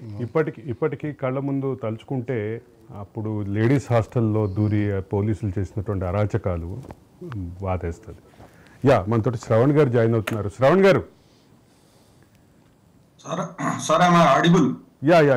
శ్రవణ్ గారు, అంటే రేరా అనేటటువంటి ఒక చట్టబద్ధమైనటువంటి సంస్థని నిర్వీర్యం చేసే క్రమంలో సుదీర్ఘకాలం పాటు దానికి చైర్మన్ని నియమించకుండా అప్పటి తమకు అనుంగు చీఫ్ సెక్రటరీ అయినటువంటి తమ బృందంలో ఒక సభ్యుడైనటువంటి అప్పటి చీఫ్ సెక్రటరీనే యాక్టింగ్ చైర్మన్గా నిర్వహించినటువంటి పరిస్థితి గురించి మాట్లాడుతున్నాం. దీన్ని ఎట్లా చూడాలి? ఓవరాల్ కన్సర్న్ ఏంటంటే, రేరాకి సంబంధించిన ఆబ్జెక్టివ్ ఏమైంది అనేదే కన్సర్న్. రేరాకు సంబంధించిన ఆబ్జెక్టివ్ పోతుందంటే, ఎందుకంటే చీఫ్ సెక్రటరీ సోమేష్ కుమార్ బాలకృష్ణ గారు, సో XYZ ఈ రోజున వీళ్ళు ఉండొచ్చు, రేపు పొద్దున ఇంకెవరైనా రావచ్చు. కానీ సమస్య ఏంటంటే, రెరాని కూడా ఒక రెరాలో ప్రాజెక్టు రిజిస్టర్ అవ్వడానికే ముడుపులు తీసుకునే పరిస్థితి ఉంటే, దానిపైన లోపల ప్రాజెక్టు వాళ్ళకి బిల్డర్స్ కి ఉండే భయం ఏముంటది? ఇంకా ఆ టర్మ్స్ అండ్ కండిషన్స్ వాళ్ళు ఫుల్ఫిల్ ఎట్లా చేస్తారు? వాటిని వాళ్ళు ఎందుకు ఫాలో అవుతారు? వాటిని వయలేట్ చేస్తే కన్జ్యూమర్స్ పరిస్థితి ఏంటి? అసలు రెరాని ఎస్టాబ్లిష్ చేసి ఈ చేసిన ప్రయత్నం ఎందుకు? ఇంకా ఇది మెయిన్ కన్సర్న్. ఇది ఓవరాల్ గా ఈ రోజున జరిగేదే అంటే ఒక వ్యవస్థ పతనమయ్యే క్రమంలో జరిగినటువంటి విషయాలు మనం చూస్తున్నాం ఇప్పుడు. అంతే కదా. ఇప్పుడు రెరా ఉండడానికి రెరా లేకపోవడానికి తేడా ఏముంది? ఇంకా రేపు పొద్దున రెరాలో డబ్బులు తీసుకొని ముడుపులు తీసుకొని ఆ ప్రాజెక్ట్ ని మీ దగ్గర రిజిస్టర్ చేసుకుంటే, అదే ప్రాజెక్టులో ఏదైనా వయలేషన్స్ అయినాయి, వాళ్ళు ప్రామిస్ చేసిన ఎమ్యూనిటీస్ని ఇవ్వలేదు, లేకపోతే కన్స్ట్రక్షన్ పీరియడ్ ఎక్సీడ్ అయ్యింది, లేకపోతే అమౌంట్ ఏదన్నా ఎక్సెస్ తీసుకున్నారు, ఇటువంటి ఏదైనా జరిగింది, వాళ్ళు కన్జ్యూమర్ లాస్ అయినాడు. యా అదే రెరాకి ఆ కన్జ్యూమర్ వస్తే ఈ ప్రాజెక్ట్ లో ఆల్రెడీ బిల్డర్ దగ్గర గనక ముడుపులు తీసుకొని ఉంటే ఆ కన్జ్యూమర్ కి మీరు చేసే న్యాయం ఏముంది? ఇంకా యాక్ట్ ని ఎట్లా ఫాలో అవుతారు మీరు? యా ఇది అంటే 2016కు ముందు వేల కోట్ల స్కామ్ ను ఏ రియల్ ఎస్టేట్ కేంద్ర ప్రభుత్వం తీసుకొచ్చిన ఒక యాక్ట్ ఇది. ఏ రియల్ ఎస్టేట్ సంస్థల్ని రెగ్యులేట్ చేయటానికి ఈ రేరా ఏర్పాటైందో ఆ రియల్ ఎస్టేట్ సంస్థల దగ్గరే ముడుపులు తీసుకొని క్లియరెన్స్లు ఇస్తుంటే రేరాని కనుక మళ్ళీ వినియోగదారులు అప్రోచ్ అయితే వాళ్ళకి ఎక్కడ న్యాయం జరుగుతుంది అనేది మీ ప్రశ్న, అంతే కదా? ఇప్పుడు RERA act is suppose to be enhanced, RERA act is suppose to be amended. వీళ్ళు ఈ సెక్రటరీలు వీళ్ళు పనికిరారండి. ప్రభుత్వం నుంచి వచ్చిన వాళ్ళు అందులో ఉంటే నాశనమే. ప్రభుత్వం నుంచి వచ్చిన కార్యదర్శులు కానీ ఎవరైనా అందులో నుంచి ఉంటే అది సంపాదనకు మరిగిన మనుషులు. ఒక సొంత ఇంటి కళతోటి కానీ ఇన్వెస్ట్మెంట్ కళతోటి కానీ ఎంతో మంది వచ్చి చేసిన ఇన్వెస్ట్మెంట్ ని నీళ్ల పాలు చేసుకోవడం తప్ప ఏముండదు. మీరు డబ్బులు తీసుకున్న తర్వాత కమాండింగ్ నేచర్ కానీ యాక్ట్ ని ఫాలో అవ్వడం కానీ సీరియస్నెస్ కానీ ఉండదు. ఖచ్చితంగా ఆ ప్రాజెక్ట్ ని చూసి చూడనట్టు పోతే రెరా యాక్ట్ కి సంబంధించిన ఆబ్జెక్టివ్ ఏదైతే ఉందో అది ఫెయిల్ అయిపోతుంది. కాబట్టి ఇది ఈ యాక్ట్ అనేది అమెండ్ అయ్యి ఈ సెక్రటరీలు ఈ బ్యూరోక్రాట్స్ ఎవరైతే ఉన్నారో వాళ్ళు దీనికి పనికిరారు. ఖచ్చితంగా దానికి ఒక సపరేట్ బాడీని తీసుకురావాల్సి ఉంటది, ట్రాన్స్పరెంట్ బాడీ. అది గవర్నమెంట్ నుంచి సాధ్యం అవ్వదు. అయితే అదే సందర్భంలో తెలంగాణ రాష్ట్రంలో గత 10 ఏళ్ల పాలనలో ఇటువంటి స్వతంత్ర సంస్థలు ఆర్టీఐ కానీ కన్జ్యూమర్ ఫోరం కానీ అంటే అక్కడ నుంచి మొదలు పెడితే చాలా సంస్థలు, దాంట్లో ఈ రేరా కూడా. ఇందాక మధుసూదన్ రెడ్డి గారు చెప్తున్నారు తెలంగాణ రాష్ట్రంలో హైకోర్టు ఉంది తప్ప అన్ని సంస్థల్ని తీసుకుపోయి కేసీఆర్ దొడ్లో కట్టేసుకున్నారు, ప్రగతి భవన్ గేటు కట్టేశారు, దొడ్లో కట్టేసుకున్నారని చెప్తున్నారు. దీని విషయంలో ఇప్పుడు వచ్చినటువంటి ప్రభుత్వం నుంచి మీరేం ఆశిస్తున్నారు శ్రవణ్ గారు? ప్రభుత్వం నుంచి ఆశించేది ఏముంటుంది? ప్రభుత్వం నుంచి కానీ మాడిఫై ఇక్కడ ఒకవేళ యాక్ట్ ని మనం ఓవర్ రైడ్ చేస్తే మీరు main objective of the act cannot be modified కదా సార్. మీరు రెరా యాక్ట్ ఏదైతే దాని లైఫ్ ఉందో అంటే బేస్ ఉందో సెంట్రల్ తీసుకొచ్చిన యాక్ట్ ఏదైతే ఉందో దాన్ని మనం మాడిఫై చేయలేము. అంటే ఎవరైతే అథారిటీ ఉంటారో ఆ అథారిటీకి సంబంధించిన కమిటీ ఎవరు ఉంటారో ఆ డిజిగ్నేషన్స్ మీరు మాడిఫై చేయలేరు. నేను ఏమంటున్నా అంటే అది సెంట్రల్ లోనే అమెండ్ కావాలి. ఇక్కడ ఏదో రాష్ట్ర ప్రభుత్వం నేను వీళ్ళని తీసేసి వాళ్ళని పెడతా అంటే అయ్యేది కాదు. అది రెరా యాక్ట్ లో బ్యూరోక్రాట్స్ పాత్రను తీసేయడమే బెటర్. ఒక్క నిమిషం శ్రవణ్ గారు లైన్లో ఉండండి. వినాయక్ రెడ్డి గారు, మనం చాలా సందర్భాల్లో మాట్లాడుకున్నాం వ్యవస్థల నిర్వీర్యం గురించి. వ్యవస్థల నిర్వీర్యంతో పాటు ఇప్పుడు మరి కొత్త అంశాలు చర్చలోకి వస్తున్నాయి. అంటే ఒక బలమైనటువంటి వ్యవస్థని బలహీనంగా మార్చే క్రమంలో, తమకు అనుకూలంగా మార్చే క్రమంలో శ్రవణ్ గారు సమ్ టెక్నికల్ ఇష్యూ ఉన్నట్టుంది మీ దగ్గర. సార్ నేనేమంటున్నా అంటే మీరు ఆ రెగ్యులేటర్ అథారిటీని సిట్టింగ్ జడ్జితో కానీ లేకపోతే వేరే రిటైర్డ్ జడ్జెస్తో కానీ అది రన్ అయ్యే ఒక అథారిటీ కింద మార్చితే బెటర్. జుడిషియరీ కిందకి తీసుకురాకపోయినా పర్వాలేదు, కానీ ప్రాజెక్ట్ రిజిస్టర్ అయ్యే క్రమంలో జుడిషియరీ కింద తీసుకురాకపోయినప్పటికీ క్వాషీ జుడిషియరీ సిస్టమ్ గా ఉండాలనే మీ అభిప్రాయం నాకు అర్థమైంది. మీకు సంబంధించి it should follow an authentic process sir. ఒక ప్రాజెక్ట్ రిజిస్టర్ అవుతుందంటే ఏదో బిల్డర్స్ వెళ్ళి ఒక ఆఫీస్ లో కూర్చొని బ్యూరోక్రాట్స్ తో మాట్లాడుకొని ఏదో వేలో డబ్బులు ముడుపులు ముట్ట చెప్పే ఇటువంటి వ్యవస్థ ఉండదు. సార్ అదే సందర్భంలో శ్రవణ్ గారు మీతోటి మరొక విషయం అడగాలి. ఇంత సుదీర్ఘమైనటువంటి కాలం పాటు పనిచేసినటువంటి అనేక మంది, అంటే ఒకటే సీట్లో సుదీర్ఘకాలంగా పాటు పనిచేసినటువంటి అనేక మంది మీద పలు వివాదాలు వినిపిస్తున్నాయి. అంటే ఫర్ ఎగ్జాంపుల్ దేవేందర్ రెడ్డి అనేటటువంటి ఒక వ్యక్తి చీఫ్ టౌన్ ప్లానర్గా సుదీర్ఘ కాలం పాటు ఉన్నారు. దాదాపు 8-9 సంవత్సరాలు ఉన్నారు. ఆయనకు సంబంధించిన పుట్ట కూడా త్వరలో పగలబోతోంది అని వార్తలు వస్తున్నాయి. దీన్ని ఇటువంటి మల్టిపుల్ పర్సన్స్, ముఖ్యంగా ఇవాళ బాలకృష్ణ కానీ, రేపు రాబోయే దేవేందర్ రెడ్డి కానీ, తర్వాత రాబోయే ఇంకొక పర్సన్ కానీ, వీటన్నిటికి సంబంధించి వీటన్నిటి కీ పర్సన్ మాత్రం అప్పటి అండర్ ట్రైనీ ముఖ్యమంత్రి మీ దగ్గరే తేలుతున్నాయి. దీన్ని ఎట్లా చూడాలి, రాజకీయంగా ఎట్లా చూడాలి శ్రవణ్ గారు? సార్, రాజకీయంగా నేను చాలా ఓపెన్గా మాట్లాడితే, ఎప్పుడైనా రాజకీయాల్లో రియల్ ఎస్టేట్ పాత్ర మనము ఎప్పటి నుంచో చూస్తాం. కొన్ని సంవత్సరాల నుంచి రియల్ ఎస్టేట్ వాళ్ళు రాజకీయాలను ప్రభావితం చేసే వ్యవస్థను ఎప్పటి నుంచో చూస్తున్నాము. ఓకే. రాజకీయ పార్టీలకు వాళ్ళు ఇచ్చే, అది ముడుపులనండి, చందాలనండి, డొనేషన్స్ అనండి, ఏ విధంగా అయినా కానీ డైరెక్ట్గా పొలిటికల్ సిస్టమ్ని ప్రభావితం చేసే వ్యవస్థ రియల్ ఎస్టేట్ వ్యవస్థ.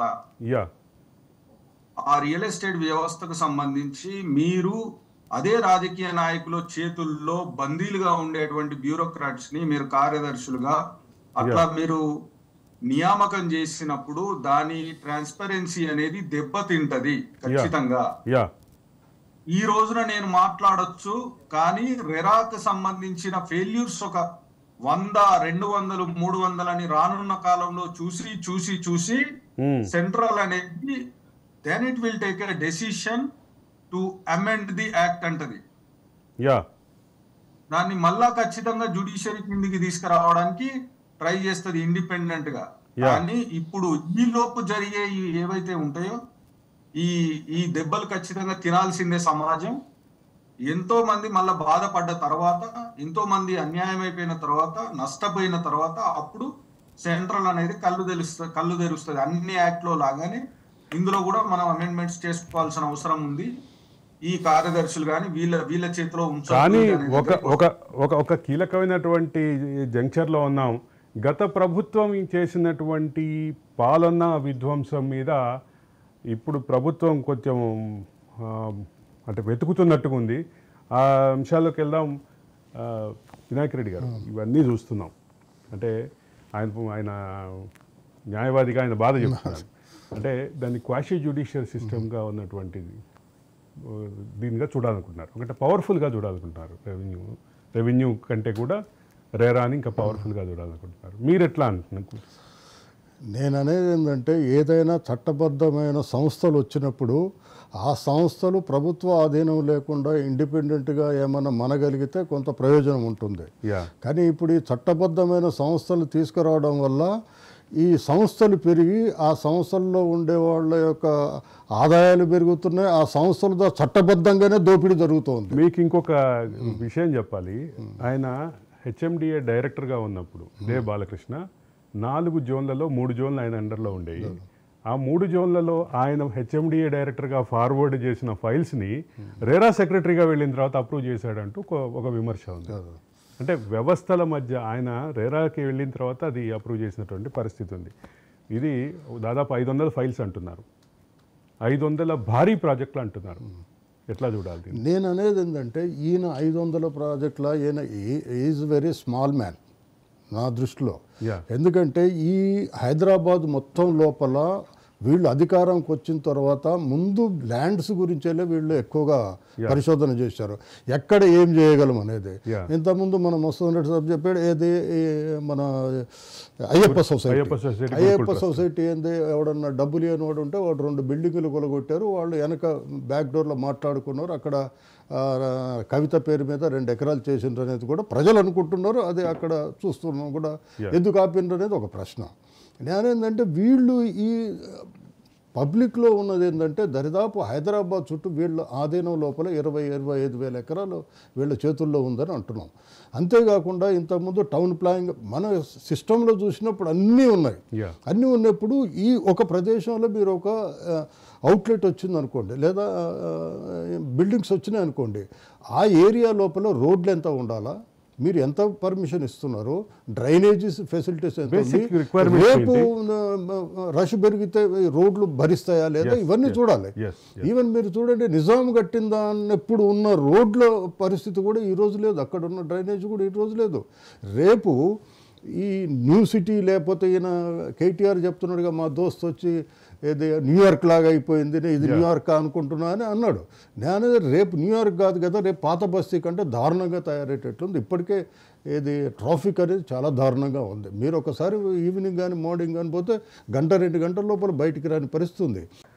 అవినీతి అధికారులకి ముఖ్యమంత్రి కార్యాలయం, అప్పటి ముఖ్యమంత్రి కార్యాలయం దండ ఎలా ఉంది? అదే సందర్భంలో ఈ అవినీతి సొమ్ము ఇంతగా కూడగొట్టడానికి ఏ రకమైనటువంటి అండదండలు ఇచ్చారు ముఖ్యమంత్రి కార్యాలయం? అసలు ఇక్కడే ఇట్లా ఉంటే ఇంకా కీలకమైన స్థానాల్లో ఉన్నటువంటి అధికారులని ఏసీబీ రైడ్లు జరిగినా లేదంటే ఇట్లాంటివి జరిగితే ఇది ఎక్కడికి వెళ్తుంది, ఇది ఏమవుతుంది, ఎన్ని వందల కోట్లు, వేల కోట్లు, లక్షల కోట్లు వస్తాయి? ఇవన్నీ విస్తృతమైనటువంటి చర్చలు ఉన్నాయి. ఈ చర్చలకు సంబంధించినటువంటి అంశాలు మనం మాట్లాడుతున్నాం. మనతోటి ప్రొఫెసర్ వినాయక్ రెడ్డి ఉన్నారు, అట్లాగే మధుసూదన్ రెడ్డి ఉన్నారు.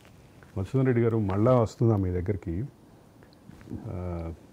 వ్యవస్థలు నిర్వీర్యానికి సంబంధించినటువంటి విషయం, అదే సందర్భంలో వ్యవస్థలు ఎట్లా వాడబడినాయి. అదే సందర్భంలో ఇందాక మీరు ఒక మాట అన్నారు, నాకు ఆశ్చర్యం అనిపించింది. ఒక ఐజీ స్థాయి అధికారిని పట్టుకుని కలెక్టర్ అంటారండి మీరు? కలెక్టర్ కంటే పై స్థాయి. కలెక్టరు అనేటటువంటిది పోలీస్ స్టేషన్లో రైటరు, కలెక్టరు, బీట్ మాస్టరు, తర్వాత కోర్టు కేసుకు సంబంధించినటువంటి కోర్టు కానిస్టేబుల్, ఇట్లా చాలా రకరకాలు ఉంటాయి. ఇప్పుడు అదేవిధంగా గ్రామ స్థాయిలో కూడా పటేల్, పట్వారీ ఉంటుంది. అట్లా రాష్ట్ర స్థాయిలో కూడా మనం ఎందుకు కలెక్టర్ని పెట్టుకోకూడదు అని చెప్పేసి ఈ 9.5 సంవత్సరాలు కలెక్టర్ని పెట్టుకున్నారు. ఒకళ్ళేనా అంటే ఒకరు హెడ్ ఉంటారు, తర్వాత టీం ఉంటుంది కింద. ఓకే. ఆ టీం పేరు సభ్యులు కూడా అందరికీ తెలిసిన విషయమే. అయితే ఈ స్టెఫెన్ రవీంద్ర అనేటటువంటి ఒక ఐఏఎస్ అధికారి తెలంగాణ ఉద్యమంలో కేసీఆర్ కంటే మించి పోరాడినటువంటి వ్యక్తి. అంటే కొంచెమైతే అమరవీరుడు అయ్యేటోడు, కానీ అమరవీరుడు కాలేదు.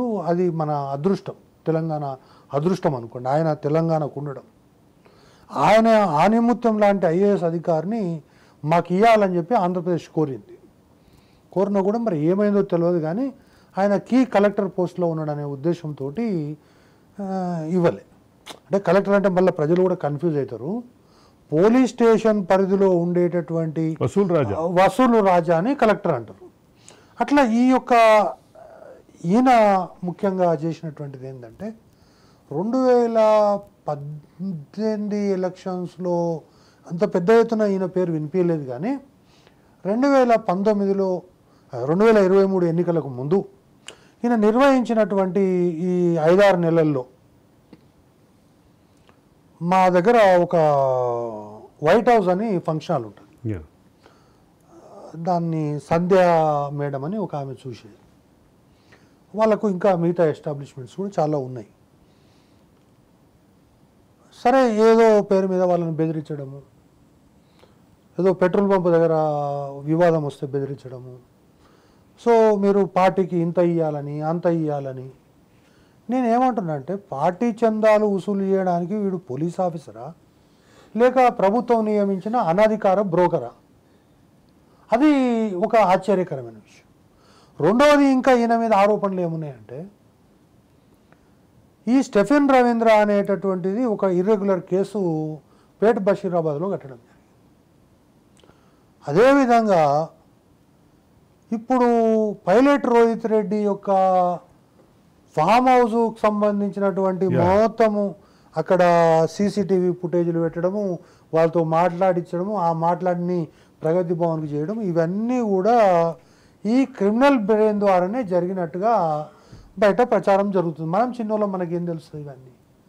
కానీ నేనేమంటున్నా, ఆల్ ఇండియా స్థాయి అధికారులు, ఇంతకుముందు సార్ పాపము తెలియక ఏదో మాట్లాడుతుండు సార్. నాకు నిజంగా కూడా పాపం ఆయన చూస్తే జాలి. అడ్వకేట్ ఉన్నారా లేదా ఇంకా తెలియదు. అడ్వకేట్ డిస్కనెక్ట్ అయ్యారు చెప్పండి. అంటే ఇక్కడ ఒకటేంటంటే కత్తి అనేటటువంటిది ఉపయోగించేవాడిని బట్టి ఉంటుంది. అంబేద్కర్ రాజ్యాంగం మంచి ఉద్దేశంతో రాజు, ఆ అంబేద్కర్ రాజ్యాంగాన్ని ఉపయోగించేదాన్ని బట్టి ఉంటుంది. అంబేద్కర్ రాజ్యాంగ స్ఫూర్తిని ముందుకు తీసుకుపోవడానికి అనేది అనవచ్చు. సో కాబట్టి ఈ కత్తి అనేటటువంటిది ఆల్ ఇండియా సర్వీసెస్ పోలీస్ అధికారులు అంటే తెలంగాణ ఉద్యమంలో శాంతి భద్రతలను కాపాడాలి. కానీ తెలంగాణ ఉద్యమాన్ని నిర్వీర్యం చేసి పిల్లలకు డబ్బులు వంచి ఆ పిల్లలను కరప్ట్ చేసి ఆ ఉద్యమాన్ని నిర్వీర్యం చేసి కిరణ్ కుమార్ మార్కులు కొట్టేయాలనుకున్నటువంటి అటువంటి క్రిమినల్ చరిత్ర ఉన్నటువంటి ఒక అధికారిని నువ్వు 9.5 సంవత్సరాల్లో ఈ బందిపోట్ల ముఠాలో ఎందుకు ఉంచినావు అనేది బేసిక్ ప్రశ్న.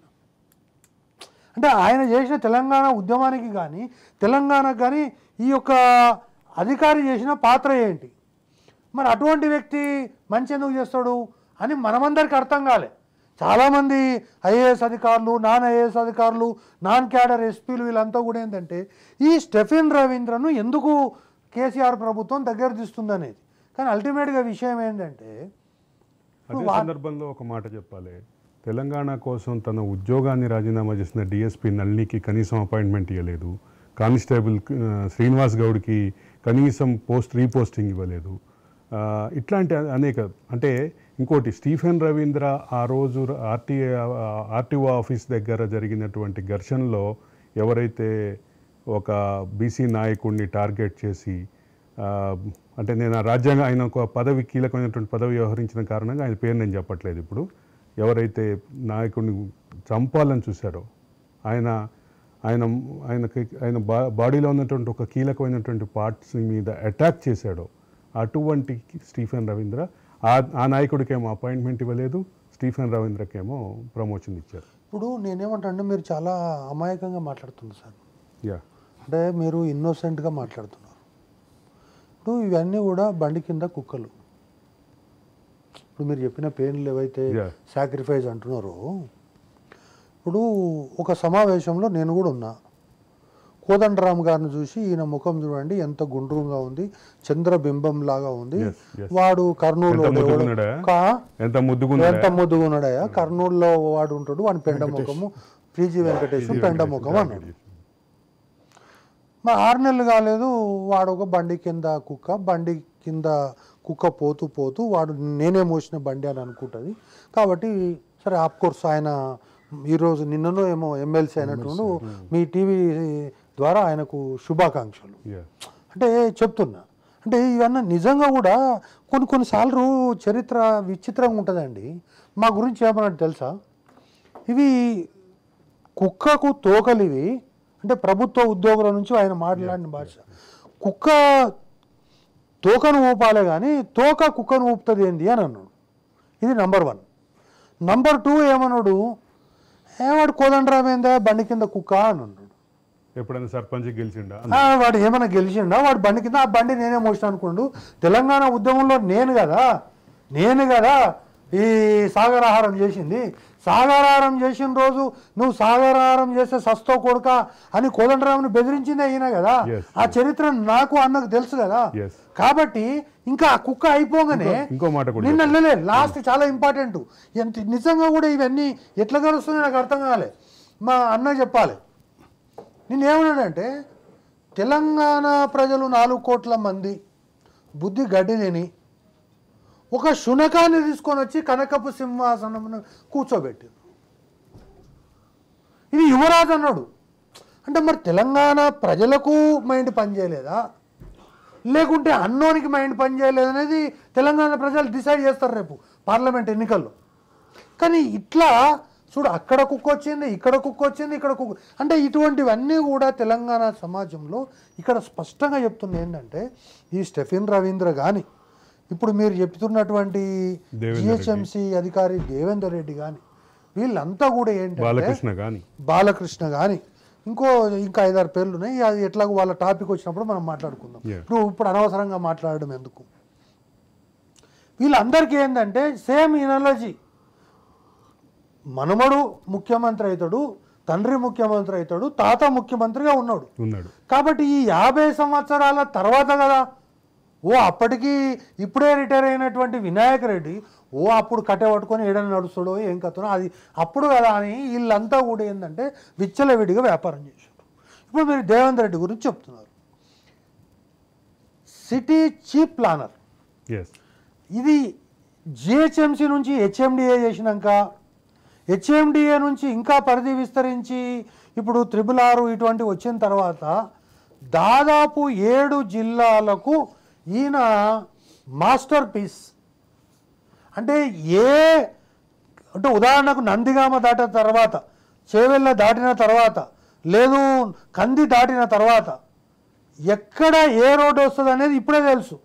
కాబట్టి అక్కడ రోడ్డు వస్తుంది అంటే నువ్వు వాడు పోయి కొని ఉంటాడు ఈ పాటికి వాడు, లేదా కొనడానికి ఎక్కడ రోడ్లు వస్తాయి యంత్రాంగం కాదు. ఇప్పుడు రియల్ ఎస్టేట్కి సంబంధించి ఇప్పుడే నిన్న ఇచ్చినటువంటి లిపుల్లో కొంగర కలాన్ అనేటటువంటిది ఒక విలేజ్ ఉంది, అక్కడ కలెక్టరేట్ కట్టారు.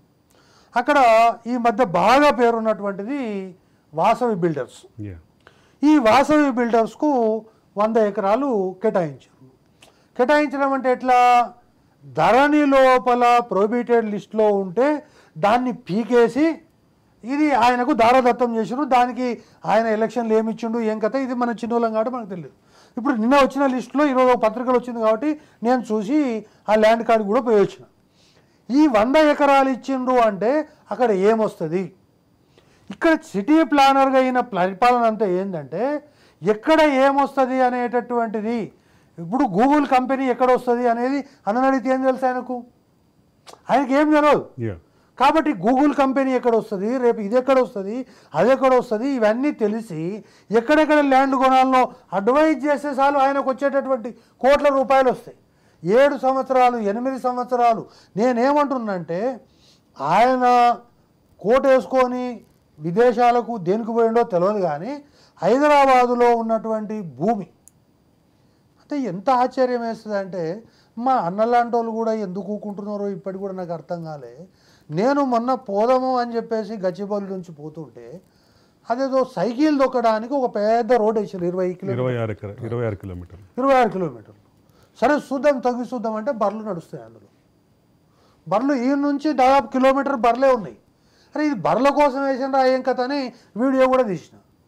వీడియో తీసి సోషల్ మీడియాలో పెడితే విపరీతమైన వ్యూస్ ఉన్నాయి దానికి నాకు కూడా వచ్చింది. సెక్రటేరియట్ దగ్గర అది ప్రజలు నిత్యము ఇట్లా ఉండేది, దాంట్లో ఏదో కార్లు ఇట్లా తిరిగేది ఏదో ఉంటుందట కదా, ఫార్ములా రేస్ ఏదో పెట్టి అదేందో తెలియదు. ఇక ఈ గచ్చిబౌలిలో అప్పుడు చంద్రబాబు నాయుడు ఇదేదో కట్టిండు, ఇది ఈ మన స్పోర్ట్స్ కాంప్లెక్స్. ఆడ 24 గంటలు గానా బజాన్, ఎవడో వస్తాడు పై విప్పి మాట్లాడు డ్యాన్సులు చేస్తాడు, ఇంకోటి వచ్చి కింది విప్పి డ్యాన్సులు చేస్తాడు.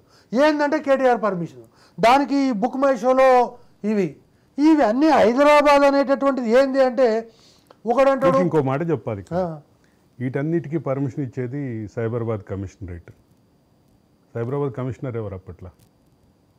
ఇప్పుడు నేనేమంటున్నా సార్ అంటే మీరు మళ్ళా అదే అమాయకంగా మాట్లాడుతున్నారు. ఐఏఎస్ వ్యవస్థ అనేటటువంటిది, ఐపీఎస్ వ్యవస్థ అనేటటువంటిది ఆనాటి స్వాతంత్రం కంటే ముందు సివిల్ సర్వీసెస్ అనేటటువంటిది, తర్వాత వచ్చిన అడ్మినిస్ట్రేటివ్ రిఫార్మ్స్ కమిటీ, వీటన్నిటిని దృష్టిలో పెట్టుకొని ఒక నేషనల్ పర్స్పెక్టివ్ ఉండాలి, నేషనల్ ఇంటిగ్రేషన్ ఉండాలి. ఇవన్నీ విషయాలను దృష్టిలో పెట్టుకొని ఆల్ ఇండియా ఐఏఎస్ అధికారి ఉదాహరణకి ఈరోజు ఏంటంటే మంత్రి ఏదైనా తప్పు చేస్తే ఇది చట్ట ప్రకారం సమ్మతం కాదని చెప్పేటోడు ఉండాలి. కానీ ఇప్పుడు అదేంది, వానికంటే ముందు వీడే షర్ట్ తోడుకొని పింక్ షర్ట్ తోడుకొని మంత్రికి ఎట్లా చేయాలో చెప్పేటటువంటి. నేను నీకు ఒక ఫోటో మొన్న చూపించిన కవిత గారు సోఫాలో కూర్చున్నారు, ఆ జగిత్యాల కలెక్టరు ఆ జాయింట్ కలెక్టరు వాడు కింద ఆమె కాళ్ళ కాళ్ళు ఒత్తుతున్నాడు. ఇక ఈ వ్యవస్థలను మనం ఏం చెప్తాం చెప్పండి. ఇక గాల్లే గట్లున్నాక ఈ బాలకృష్ణ ఏంది, దేవేంద్ర రెడ్డి ఏంది, తర్వాత ఏ ఎండకు ఆ గొడుగు పట్టే స్టెఫెన్ రవీంద్ర లాంటి గురించి మనం మాట్లాడుకునే అవసరం ఉందా? స్టెఫెన్ రవీంద్ర గురించి ఇంకా తెలియదు. అంటే చాలామంది విషయాలు ఏంటంటే ఓన్లీ ఐఏఎస్లో జోలికి వెళ్ళిండు, ఈ విధంగా కంపెనీల జోలికి, సంధ్యా కన్వెన్షన్ జోలికి, ఇటువంటి వాటికి వెళ్ళిండని కాదు, ఐపీఎస్ ఆఫీసర్ల జోలికి కూడా వెళ్ళిండంటే ఆయన. అంటే ఆల్రెడీ ఒక ఐపీఎస్ ఆఫీసర్, ఆంధ్రాకు సంబంధించిన ఒక ఐపీఎస్ ఆఫీసరు ఫర్ ఎగ్జాంపుల్ ఈ వయలేషన్ లేకుండా ఎవడు కట్టడండి, వాడేదో ఇంటి ముందల ఆ యొక్క గార్డెనింగ్ అనేటటువంటిదో లేకుంటే ఆ ఫినిషింగ్ అనేటటువంటిదో ఒక 2 ఇంచులు ముందుకెళ్ళిండని వాని ఇంటి ముందల నానా రభస సృష్టించి మొత్తం డీవియేషన్ 16 అడుగులే అది. 16 అడుగుల 16 అడుగుల డీవియేషన్కి డీవియేషన్. అసలు వాని మీద వానికి రాత్రి మౌలు నిద్ర లేకుండా చేశారు. సో ఈ విధంగా ఒకటి అప్పుడేమన్నారు ఆంధ్ర పెట్టుబడిదారులు అన్నారు. ఇప్పుడు వచ్చేవరకల్లా వీళ్ళు చేసేదంతా ఆంధ్ర పెట్టుబడిదారుల యొక్క చిన్న చిన్న తప్పులు పట్టుకొని, ఎందుకంటే వీళ్ళు అక్కడికి పోతే మళ్ళా మనకు బతుకుండదు. తెలంగాణ ఓడేంటి ఉన్న ఫర్ ఎగ్జాంపుల్ నీవు డీవియేషన్ చేసినావంటే ఓ 30 ఎకరాలా, సరే నువ్వు 30 ఎకరాలు వదిలిపెట్టి కడతా అంటారు కానీ వాడు ఏం మాట్లాడు. ఇటువంటిదంతా కూడా ఈ 9.5 సంవత్సరాల పరిపాలన అంతా కూడా నేను మళ్ళొకసారి చెప్తున్నా, దురపరిపాలన. అదేవిధంగా నాకు ఆశ్చర్యం వేసింది, అరే ఇది ఏంది, ఏం మాట్లాడుతుండో అర్థం కాదు అన్న. నాకు అర్థం కాదు, 5 సంవత్సరాలకు ఒకసారి కదా ఎలక్షన్లు, అంతేనా? అంతే మరి. మరి ఆయన అట్లాంటిదేమే త్వరలోనే ముఖ్యమంత్రి అవుతాడు కేసీఆర్ అంటాడు. అధికారం లేక మళ్ళీ భ్రమించి అరే నాకు అర్థం 5 సంవత్సరాలకు ఒకసారి ఎన్నికటి. వినాయక రెడ్డి గారు ఇప్పుడు మనకి మధుసూదన్ రెడ్డి గారు చెప్తున్న ప్రకారం కానీ బయట చర్చలో ఉన్నటువంటి ప్రకారం కానీ ఒక ఐపీఎస్ అధికారి చుట్టూ ఇన్ని వివాదాలు ఉన్నాయి. డీజీ స్థాయి అధికారి కోకాపేటలో ఆయనకు సంబంధించిన ల్యాండ్నే కాపాడుకోలేని పరిస్థితి ఉంది. రిటైర్డ్ డీజీ స్థాయి అధికారి చెప్పినటువంటి పరిస్థితి ఉంది. డీజీపీ స్థాయిలో ఆయన పనిచేసి రిటైర్ అయ్యారు. ఆయన చెప్పినటువంటి పరిస్థితి ఉంది. మొత్తం వివాదాలన్నీ పోలీస్ వివాదాలన్నీ ఇక్కడ ఇంకొక 2-3 ప్లేసెస్లో మాత్రమే కేంద్రీకృతమైనటువంటి పరిస్థితి. ఇన్ని వివాదాల పరిస్థితి అంటే ఇప్పుడే కాదు, నేను ఇవాళ వివాదాలు మాట్లాడట్లే. తెలంగాణ ఉద్యమంలో స్టీఫెన్ రవీంద్ర చుట్టూ ఉన్న వివాదాలు అత్యంత కీలకం. సార్ నేను సార్ను పర్మిషన్ అడిగి నేను మాట్లాడతాను. తెలంగాణలో ముఖ్యంగా హైదరాబాద్ నగరంలో శాంతి కపోతాలను ఎగిరేసిన మహిళలు రాత్రి బట్టలు వేసుకొని తిరగవచ్చు, హాఫ్ బట్టలు వేసుకొని కూడా తిరగవచ్చు. ఇటువంటి దాన్ని మీరు శాంతి భద్రతలు లేవంటారు ఏం సార్? ఒకటి. రెండవది ఏంటంటే శాంతి భద్రతలు ఎవరికి లేవు? ఎవడైనా ఇప్పుడు ఉదాహరణకు చెప్తున్నా సార్, ఆయన అడిషనల్ ఎస్పీ, సిద్దిపేట జిల్లాకు అడిషనల్ ఎస్పీ, పేరు నరసింహారెడ్డి. దొరగారు పోతుంటే దొరగారి చేరు పక్కన ఎప్పుడో దొరగారి కంటే ముందే చేరు కొనుక్కున్నాడు. ఆ ఊరు సర్పంచ్ ఏమన్నాడు, మంచి మాటలతో చెప్పాడు ఆయన, నరసింహారెడ్డి సాబ్ నువ్వు అనవసరంగా ఇబ్బంది పడతావు, ఆ భూమి సార్ అడుగుతున్నాడు, మనసు పడ్డాడు, ఇచ్చేసాయి. ఏం మాట్లాడుతున్నావు, ఆఫ్టర్ ఆల్ సర్పంచ్ గాడు, నువ్వు అడిషనల్ ఎస్పీ. నేను తెల్లారి చెంచల్ కూడా జైల్లో ఉన్నాడు. అదే నరసింహారెడ్డి చెంచల్ కూడా జైల్లో ఉన్నాడు.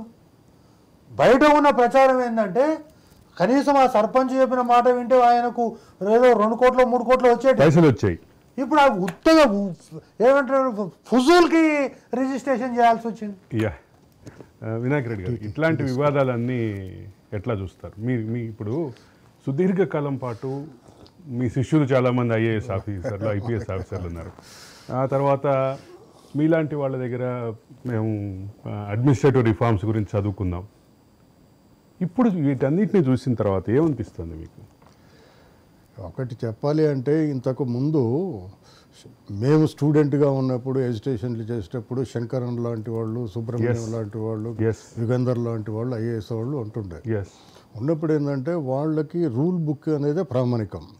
ఆ రూల్ బుక్ ఇది అవుతుందా లేదా, ఇది అయితే వాళ్ళు మినిస్టర్ చెప్పినా, చీఫ్ మినిస్టర్ చెప్పినా కానీ వాళ్ళు రూల్ రాసి తర్వాత మీ ఇష్టం అనేది.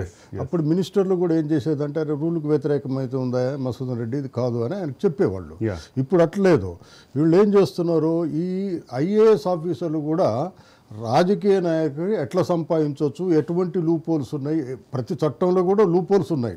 ఈ లూపోల్స్ని అంటే ప్రజలకి మేలు చేసే రకంగా కాకుండా ఈ రాజకీయ నాయకులకి అక్రమాలు చేయడానికి ఆ లూపోల్స్ని ఎట్లా వాడుకోవడానికి ఈ ఐఏఎస్ ఆఫీసర్లు కానివ్వండి, ఇప్పుడు ఆఫీసర్లు బాగా అధ్యయనం చేసి ఉన్నారు. అధ్యయనం చేసినటువంటి ఈ అక్రమాలన్నిటికీ కారణాలు అవుతున్నాయి. దాన్ని ఆధారంగా చేసుకొని ఇప్పుడు ప్రభుత్వాలలో ఉన్న వాళ్ళు ఏం చేస్తున్నారంటే, ఇది ఫలాని ల్యాండ్ ఉందనుకోండి, ఇప్పుడు మియాపూర్ ఇంతకుముందు చెప్పారు, మియాపూర్ ల్యాండ్ని ఎట్లా చేయాలంటే వీళ్ళు ఐఏఎస్ ఆఫీసర్లు వాళ్ళు ఎట్ట చేయవచ్చు అని ఇవన్నీ చేస్తున్నారు. నేను అంటున్నాను ఏంటంటే, గత 10 సంవత్సరాల లోపల ఈ ధరణి వచ్చిన తర్వాత ల్యాండ్ లోపల ఎక్కడెక్కడ ట్రాన్సాక్షన్ జరిగినాయి. నిజంగా ఇప్పుడు ఉన్న ప్రభుత్వం కాక ఖచ్చితంగా చేయదలుచుకుంటే it is not a big matter. ఆ ఎక్సర్సైజ్ జరుగుతోంది పోచారం మండలంలో. దానికి సంబంధించినటువంటి ఒక పైలట్ ప్రాజెక్ట్ అనాలిసిస్ జరుగుతోంది. దానికి సంబంధించి కూడా మనతోటి ఒక గెస్ట్ వస్తారు. ఆ రోజు కూడా అవకాశం ఉంటే మిమ్మల్ని పిలుస్తాను. ధరణికి సంబంధించినటువంటి ఒక సమగ్రమైనటువంటి ఎక్సర్సైజ్ జరుగుతుంది. దాని ఆ సబ్జెక్ట్లోకి వెళ్దాం మనం. అంటే ఇంతకుముందు ఇప్పుడు మధుసూదన్ చెప్పినట్టు 100 ఎకరాలు వాసవి వాళ్ళకి ఎట్లా ఇచ్చారో అట్లా ధరణిలో ఇది ఏమంటారు దాన్ని ట్రాన్సాక్షన్కి వీలు లేకుండా ఉండే భూమి వాళ్ళు ఎప్పుడంటే అప్పుడు రిలీజ్ చేసుకుని ఎవరికంటే వాడికి రిజిస్ట్రేషన్ చేశారు. అట్లా 100 ఎకరాలు కాదు కదా, వేల కోట్ల ఎకరాలు ఎవరు చేశారు? ఈ బాలకృష్ణ చిన్న వాళ్ళు కాదు కదా, అది డైరెక్ట్గా సీఎం ఆఫీస్ నుంచి జరిగిన వ్యవహారాలు ఇవన్నీ కూడా. నేను ఇప్పుడు ధరణి గురించి చెప్పాడు కాబట్టి ఒక చిన్న ఎగ్జాంపుల్ చెప్తా. ముస్లిం మెటర్నిటీ హాస్పిటల్ హైదరాబాద్లో నేను ఒక 10 మందినో 20 మందినో చాలా పెద్దవాళ్ళని అడిగినా ఇంతవరకు ముస్లిం మెటర్నిటీ హాస్పిటల్ అనే పేరు ఎక్కడా వినలేదు. ముస్లిం మెటర్నిటీ హాస్పిటల్ అనేటటువంటిది మహేశ్వరం మండలంలో ఉన్నటువంటి ఒక భూమి ముస్లిం మెటర్నిటీ హాస్పిటల్ పేరు మీద ఉంది. దాదాపు 2000 ఎకరాలు ఆ ముస్లిం మెటర్నిటీ హాస్పిటల్ పేరు మీద ల్యాండ్ ఉంది. 2000 ఎకరాలు. దాంట్లో నుంచి ఎప్పుడు వచ్చింది అంటే ఇప్పుడు ఏమైతే ధరణి చేసినాక ఈ యొక్క ప్రొహిబిటెడ్ ల్యాండ్స్, ప్రభుత్వ భూములు, ప్రభుత్వానికి ఉన్న భూములు ఏంటి, నిషేధిత భూముల జాబితా ఏంటి, మనకు మిగతా ధరణిలో ఎవడున్నాడు, ఎల్లయ్య మల్లయ్య ఇవన్నీ మనకు సంబంధం లేదు. నిషేధిత జాబితా ఏముంది, ఆ నిషేధిత జాబితా అనేటటువంటిది మనకు కల్పవృక్షము, కామధేనువు అన్నీ మనకు అవే. ఒకటి నవీన్ మిట్టల్ లేదా కలెక్టర్. ఒకవేళ వాళ్ళిద్దరితో కాకపోతే మన కలెక్టర్ ఉండనే ఉన్నాడు, ఏం పేరైంది, స్టీఫెన్ రవీంద్ర. సామధాన భేద దండోపాయాలు కదా. ఫస్ట్ జిల్లా కలెక్టర్ అమయ్ కుమార్కి చెప్దాం సెటిల్ చేయమని, లేదా ఆర్టీఓలకు చెప్దాం. నిన్న రేవంత్ రెడ్డి గారు మాట్లాడినారు, దాదాపు ఈ రాష్ట్రంలో 5000 ఎకరాలు 5 లక్షల ఎకరాలు తారుమారైనాయి, తహసీల్దార్లు ఇష్టం వచ్చినట్టుగా చేసిండని. అట్లా తహసీల్దార్, ఆ తర్వాత ఇప్పుడు ఇదే స్టెఫెన్ రవీంద్ర వికారాబాద్ ఏరియాలో ఒక ఫామ్ హౌస్కో ఒక ల్యాండ్ కొన్నాడు. దానికి ఫారెస్ట్ ల్యాండ్ జతయ్యాలనేది ఆయన చిరకాలి కోరిక.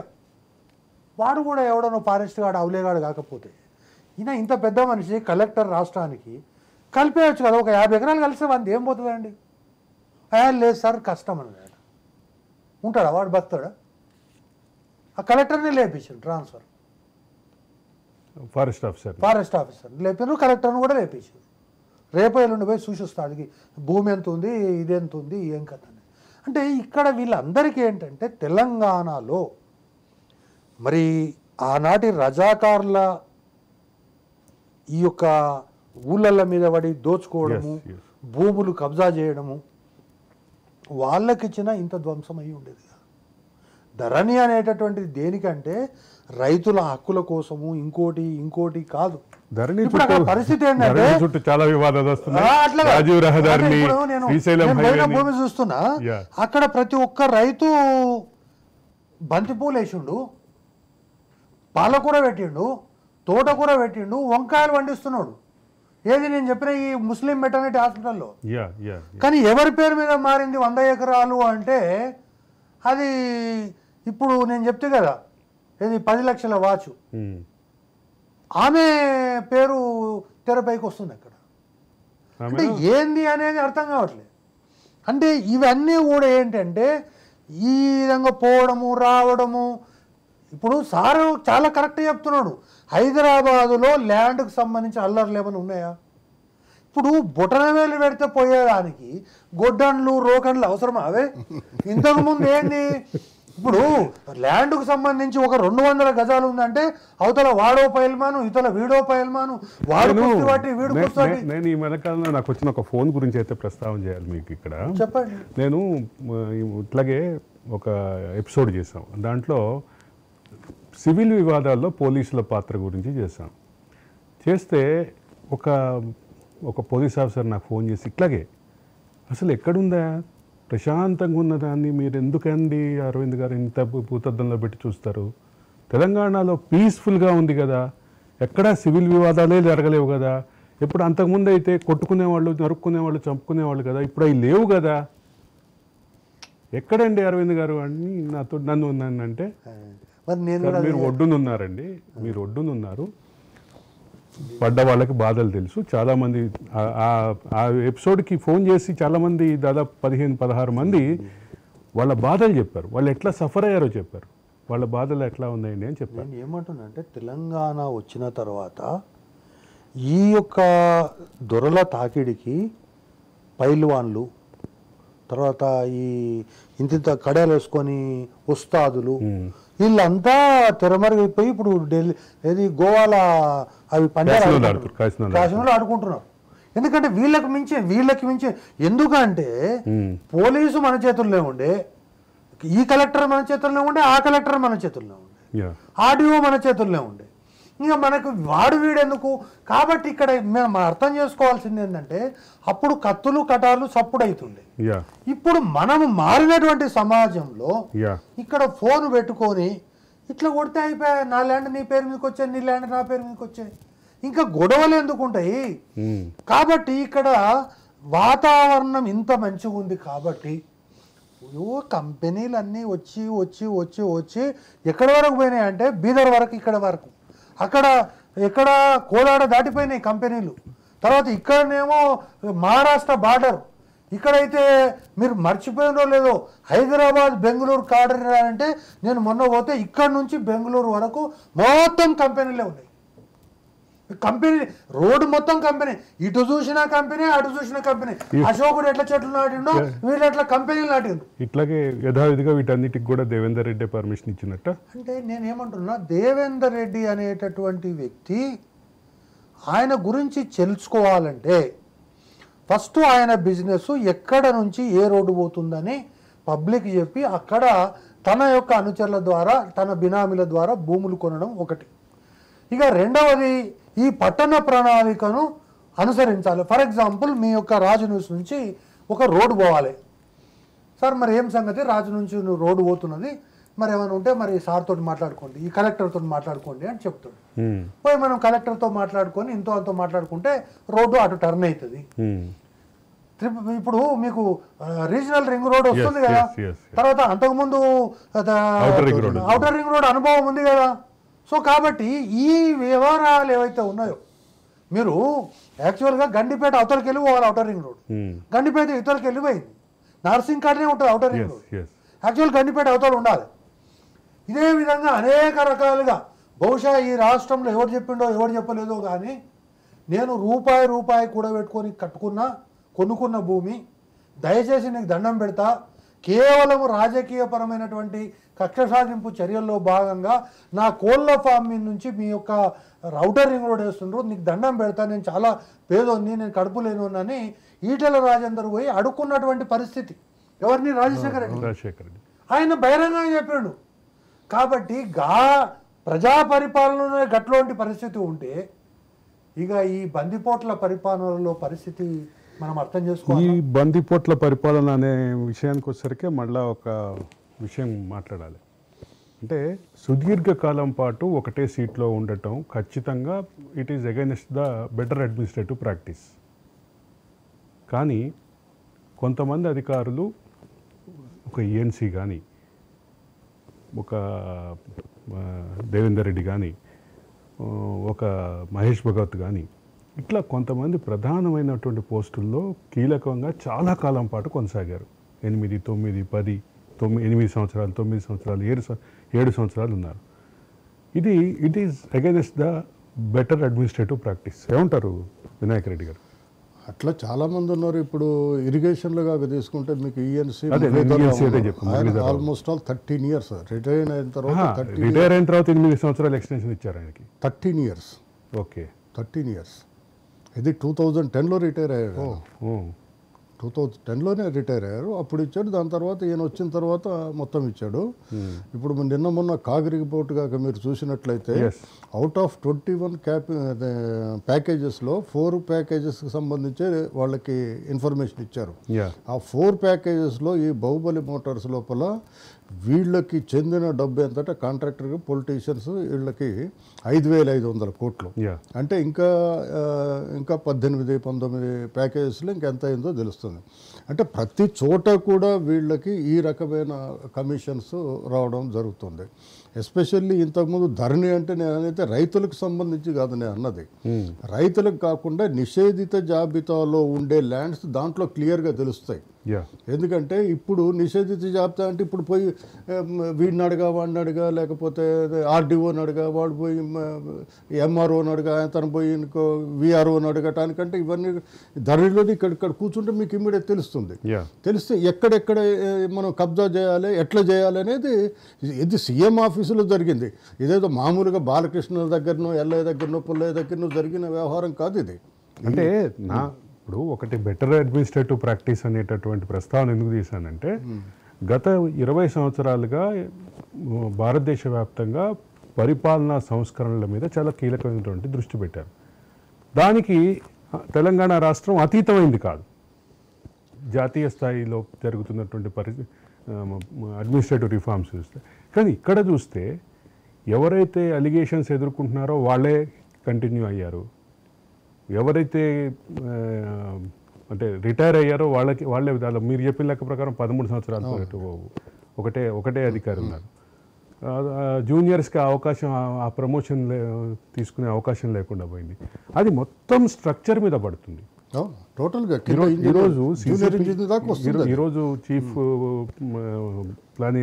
ప్లానర్ ఎవరైతే ఉన్నారో ఆయన ఒక్కడు 8 సంవత్సరాలు 9 సంవత్సరాలు ఒక సీట్లో ఉంటే ఆ తర్వాత ఉండేటటువంటి అధికారులకి దానికి సంబంధించిన ప్రమోషన్స్ మీద దాని ఎఫెక్ట్ పడుతుంది. వాళ్ళ మొత్తం కెరీర్ మీద, సర్వీస్ రికార్డ్ మీద పడుతుంది.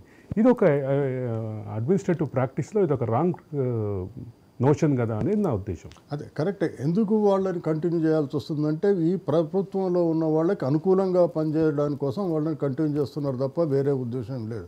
యాక్చువల్గా ఇదివరకు రిటైర్ అయ్యే పీపుల్ కంటే యంగ్ పీపుల్ లోపల టెక్నాలజికల్ కానీ అదర్వైజ్ అడ్మినిస్ట్రేటివ్ కానీ వీళ్ళు చాలా వెల్ ట్రైన్డ్ ఉంటారు కంపారిటివ్లీ ఇప్పుడు రిటైర్ అయిన వాళ్ళకంటే. నాతోటి మధుసూదన్ రెడ్డి గారు ఎప్పుడు చెప్తుంటాడు, పాఠాలు చెప్పే మాకు కాదు కానీ పనిచేసే ఇంజనీర్లకి చాలా అడ్వాన్స్ టెక్నాలజీ మీద అవగాహన ఉండాలి అని. అవును, ఆయన నాతోటి దాదాపు అంటే నాకు పరిచయం అయినప్పటి నుంచి ఉన్నటువంటి చనువుల మీద ఒక 5-6 సార్లు అన్నారు. ఎందుకంటే ఆయన అంటే మాకు నేర్చుకోవాల్సినటువంటి అవసరం లేదు టెక్నాలజీ, కానీ మా స్టూడెంట్స్ అయితే నేర్చుకోవాల్సిన అవసరం ఉంది అంటాడు. ఎందుకంటే వాళ్ళు డే టు డే అప్డేట్ అవుతారు. ఇప్పుడు మాకు సిలబస్ ఎప్పుడన్నా ఒక 2-3 సంవత్సరాలకు 5 సంవత్సరాలకు అప్డేట్ అవుతాం, కానీ వాళ్ళకి రోజు రోజుకి టెక్నాలజీ అనేది ఇంటర్నేషనల్ లెవెల్లో అయితే ఇరిగేషన్లో కానీ ఎనీ ఫీల్డ్ దాంట్లోపల వాళ్ళు అప్డేట్ అవుతారు. కాబట్టి ఓల్డ్ వాళ్ళకంటే వీళ్ళు ఎక్కువ పని చేయగలరు. కానీ వాళ్ళ వల్ల ఈ ప్రభుత్వంలో ఉన్న వాళ్ళకి లాభం లేదు, కలెక్షన్కి వీళ్ళు ఉంటే మాత్రమే ఇటువంటి వ్యవహారాలు చేసుకోవడానికి అవకాశం ఉంటుంది. కాబట్టి వీళ్ళని కంటిన్యూ చేశారు. ఈయన ఒక్కడే రాధాకిషన్ రావు అనే సిబిఐలో ఉండే ఇంకా రకరకాలైన చుట్టాలు పక్కాలు చాలా మందిని పెట్టుకున్నారు. వీళ్ళందరూ కూడా ఆయా రంగాల లోపల ఏం జరుగుతుందో వీళ్ళకి ఎప్పటికప్పుడు ఇన్ఫర్మేషన్ ఇస్తారు. ఇన్ఫర్మేషన్ ఇస్తే దాని ప్రకారం వీళ్ళు ఏం ప్లాన్ చేసుకుని ఏం చేయాలి, అది రేపు మసూదన్ రెడ్డిని ఏం చేయాలి, వినాయక్ రెడ్డిని ఏం చేయాలి, లేకపోతే అరవింద్ని ఏం చేయాలి, ఎవరైనా అడ్డం పడితే ఇంతకుముందు చెప్పారు కదా నరసింహారెడ్డి ఆయన జైల్లో వేయడం జరిగింది. ఇమ్మీడియట్గా ఏంటంటే వాళ్ళకి పడనోళ్ళు ఎవడైతే ఉంటారో వాళ్ళు ఇమ్మీడియట్గా ఏసీబీ చిన్న వాళ్ళ మీద అండి. నేను ఒకటే చెప్తున్నాను, అరవింద్ అనే ఐఏఎస్ ఆఫీసరు 55 కోట్లు చెల్లించారని చెప్తున్నారు. మరి ప్రభుత్వం ఎందుకు ఉపేక్షిస్తుందని నాకు తెలియదు. కానీ అదే చిన్న ఎవడన్నా 500 లేకపోతే 2000 3000 పట్టుకోగానే మనకు పెద్ద ఎత్తున పేపర్లో టీవీలలో చూపిస్తారు. ఇటువంటి వాళ్ళని ఐఏఎస్ వాళ్ళని ఎందుకు ఉపేక్షిస్తున్నారు అనేది కూడా మనం ఆలోచించాలి. ఇప్పుడు మీరు చెప్తున్నట్టుగా ఇక్కడ ఈ సర్కారు లేదా ఈ రాజు పరిపాలన 9.5 సంవత్సరాలలో నేను అనుకుంటా బహుశా ఈ 9.5 సంవత్సరాల్లో జరిగినటువంటి క్రైములనండి, అవకతవకలనండి, స్కాములనండి, నేను అనుకుంటా రాబోయే 9.5 సంవత్సరాల్లో కూడా టైం సరిపోదు. నేను అనుకుంటా బహుశా సిబిఐ ఈడీ ప్రాంతీయ కార్యాలయాలను హైదరాబాద్లో నెలకొల్పి, ఎందుకంటే ఇటువంటి కలెక్టర్లను పట్టుకోవాలంటే వాళ్ళే పట్టుకోవాలి, ఇట్లా చేసే తప్ప కాదు. ఎన్ఐఏ కేంద్ర కార్యాలయం హైదరాబాద్లో ఉంది సార్. కాదు. అసలు ఆశ్చర్యం వేసిందండి. ఇప్పుడు మీరు నన్ను చాలా సీరియస్గా చూస్తున్నారు. ఇది బందిపోట్ల పరిపాలన లేకపోతే రాజు పరిపాలన, ఏమంటారంటే ఒక రాజ్యాంగబద్ధమైనటువంటి. యా, అసలు నాకు ఆశ్చర్యం వేసిందండి. నేను దాదాపు ఒక 5 సంవత్సరాలు 6 సంవత్సరాలు అయింది గవర్నర్ ఈ రాష్ట్రానికి వచ్చి. నిన్న 26 జనవరి సందర్భంగా ఆమె ముఖంలో చాలా చిరునవ్వు చూసిన నేను ఫస్ట్ టైం. చిరునవ్వు చూడమే కాకుండా ఆమె ఏమన్నదంటే అసలు ఈ నియంతృత్వము అరాచకత్వం పోయి ఒక ప్రజాస్వామ్య పరిపాలన వచ్చిందనేది ప్రజలు ఊపిరి పీల్చుకున్నారు. అంటే ఆమె ఎంత ఊపిరి బిగబట్టి ఉంటుంది ఈ పదాలు చెప్పడానికి. కాబట్టి ఆమె గట్ల మాట్లాడిన తర్వాత నేను బందిపోట్లు అంటే ఏంది ఇంకోట్లు అంటే ఏందండి. కాబట్టి ఆమెకే అంత రిలీఫ్ ఉందంటే, ఇప్పుడు మీకు ఒక ఉదాహరణ చెప్తా. అన్న ఏదో ఒక చెప్పిండు, ప్రభాకర్ రావు అనేటటువంటి ఒక క్రిమినల్ ఉన్నాడు. అంటే యాక్చువల్గా వాడు ఐపీఎస్, బట్ వాని పేరు క్రిమినల్ అనడమే కరెక్ట్. ప్రభాకర్ రావు యొక్క పని ఏంటంటే వినాయక రెడ్డి ఇంట్లోనే ఉంటున్నాడా లేక రాత్రికి ఇంకెవరైనా ఇంట్లో వండుకుంటున్నాడా, వినాయక రెడ్డికి ఒకటే భార్య ఉందా, ఇంకెవరైనా 2-3 ఉన్నారా, వినాయక రెడ్డి కాదు మస్తు రెడ్డి అనుకున్నాను, ఎందుకంటే అన్న చెప్తున్నా ఇదే విని పని. అంటే చెప్తున్న వాడి యొక్క నేచర్ ఏంటంటే ఐపీఎస్ అయిన తర్వాత నేను ఏదైనా పని చేస్తా అంటే చాలామంది మహేందర్ రెడ్డి మీద కామెంట్ చేస్తున్నారు. ఇదే ఏది పోలీస్ భవనం ఇనాగరేషన్ అప్పుడు మహేందర్ రెడ్డిని నేను వదిలిపెట్టాను, ఆయన ఏమన్నా నకరాలు చేసినా పట్టుకొచ్చి కూర్చోబెడతాను అన్నాడు. ఎక్కడ పోయిండో తెలియదు.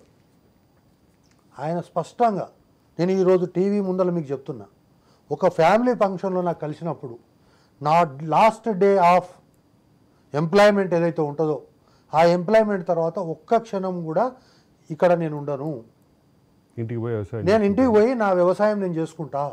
ఇంకొకటి రెండవది కూడా ఆయన ఏమన్నాడు తెలుసా, ఈరోజు కూడా వాళ్ళ అల్లుడు కూతురు ఇద్దరు మెట్రో ట్రైన్ ఎక్కి. కానీ మహేందర్ రెడ్డికి సంబంధించిన 2 వ్యవహారాల్లో కూడా చాలా వివాదాలు ఉన్నాయి. నేను వివాదాల గురించి మాట్లాడతాను. అయితే అది అట్లా ఉన్నటువంటి వ్యక్తులు ఉన్నారు. కానీ దే వాంట్, నేనేమంటున్నా వైలేషన్ అనేది ఫర్ ఎగ్జాంపుల్ మిమ్మల్ని తీసుకుపోయి జైల్లో పెట్టు అంటే, సరిగా ఏముంది జైల్లో పెట్టు సార్, పైనుంచి ఆర్డర్స్ వచ్చినాయి, 4 రోజులు ఉండండి, ఇక ఏమన్నా కానీ కావాలంటే సార్కు మంచిగా ట్యాగ్ చూసుకో, అంతవరకు నీ పోలీసింగ్ విషయం నేను గౌరవిస్తాను. కానీ పూర్తిగా ఈ విధమైనటువంటి పరిస్థితి చేసి ఈ యొక్క టీంలో ఉన్న మెంబర్, నీవు ఏం చెప్తా చేసిన మెంబర్ శివధర్ రెడ్డి నిన్ను కాదని 10 సంవత్సరాలలో 9 సంవత్సరాల అజ్ఞాతవాసం ఎందుకు వహించిండు చెప్పగలవా? చెప్పలేడు. అదేవిధంగా ఈ రాష్ట్రంలో ఉండేటటువంటి ఈ యొక్క వ్యవస్థ అంతా కూడా ఇవన్నీ చేసి హైదరాబాదులో వర్షం వస్తే కొట్టుకపోతే, హైదరాబాద్ అనేటటువంటిది పడవలేసుకొని ప్రయాణం చేయాల్సి వస్తే, హైదరాబాద్ మ్యాన్హోల్లలో చచ్చిపోతే ఎవరికి దిక్కు ఉంది?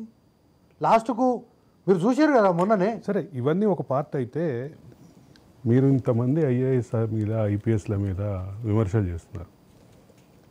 ఈ విమర్శల్ని వీటన్నిటికీ మీరు కట్టుబడి ఉన్నారా? నేను ఒక విషయం చెప్తా సార్ మీకు. అంటే I am not criticising the politicians. Political corruption is the main reason for the country develop కాకపోవడానికి పొలిటికల్ కరప్షన్ మాత్రమే కారణమని నమ్మేటటువంటి వాళ్ళలో నేను ఒకడు. అన్న కూడా పొలిటికల్ కరప్షన్ అనేది తగ్గితే తప్ప దేశం బాగుపడదు. కానీ ఈరోజు ఈ దేశంలో ఏ రాష్ట్రంలో కూడా ఈ విధమైనటువంటి అఫీషియల్స్ కరప్షన్ లేదు.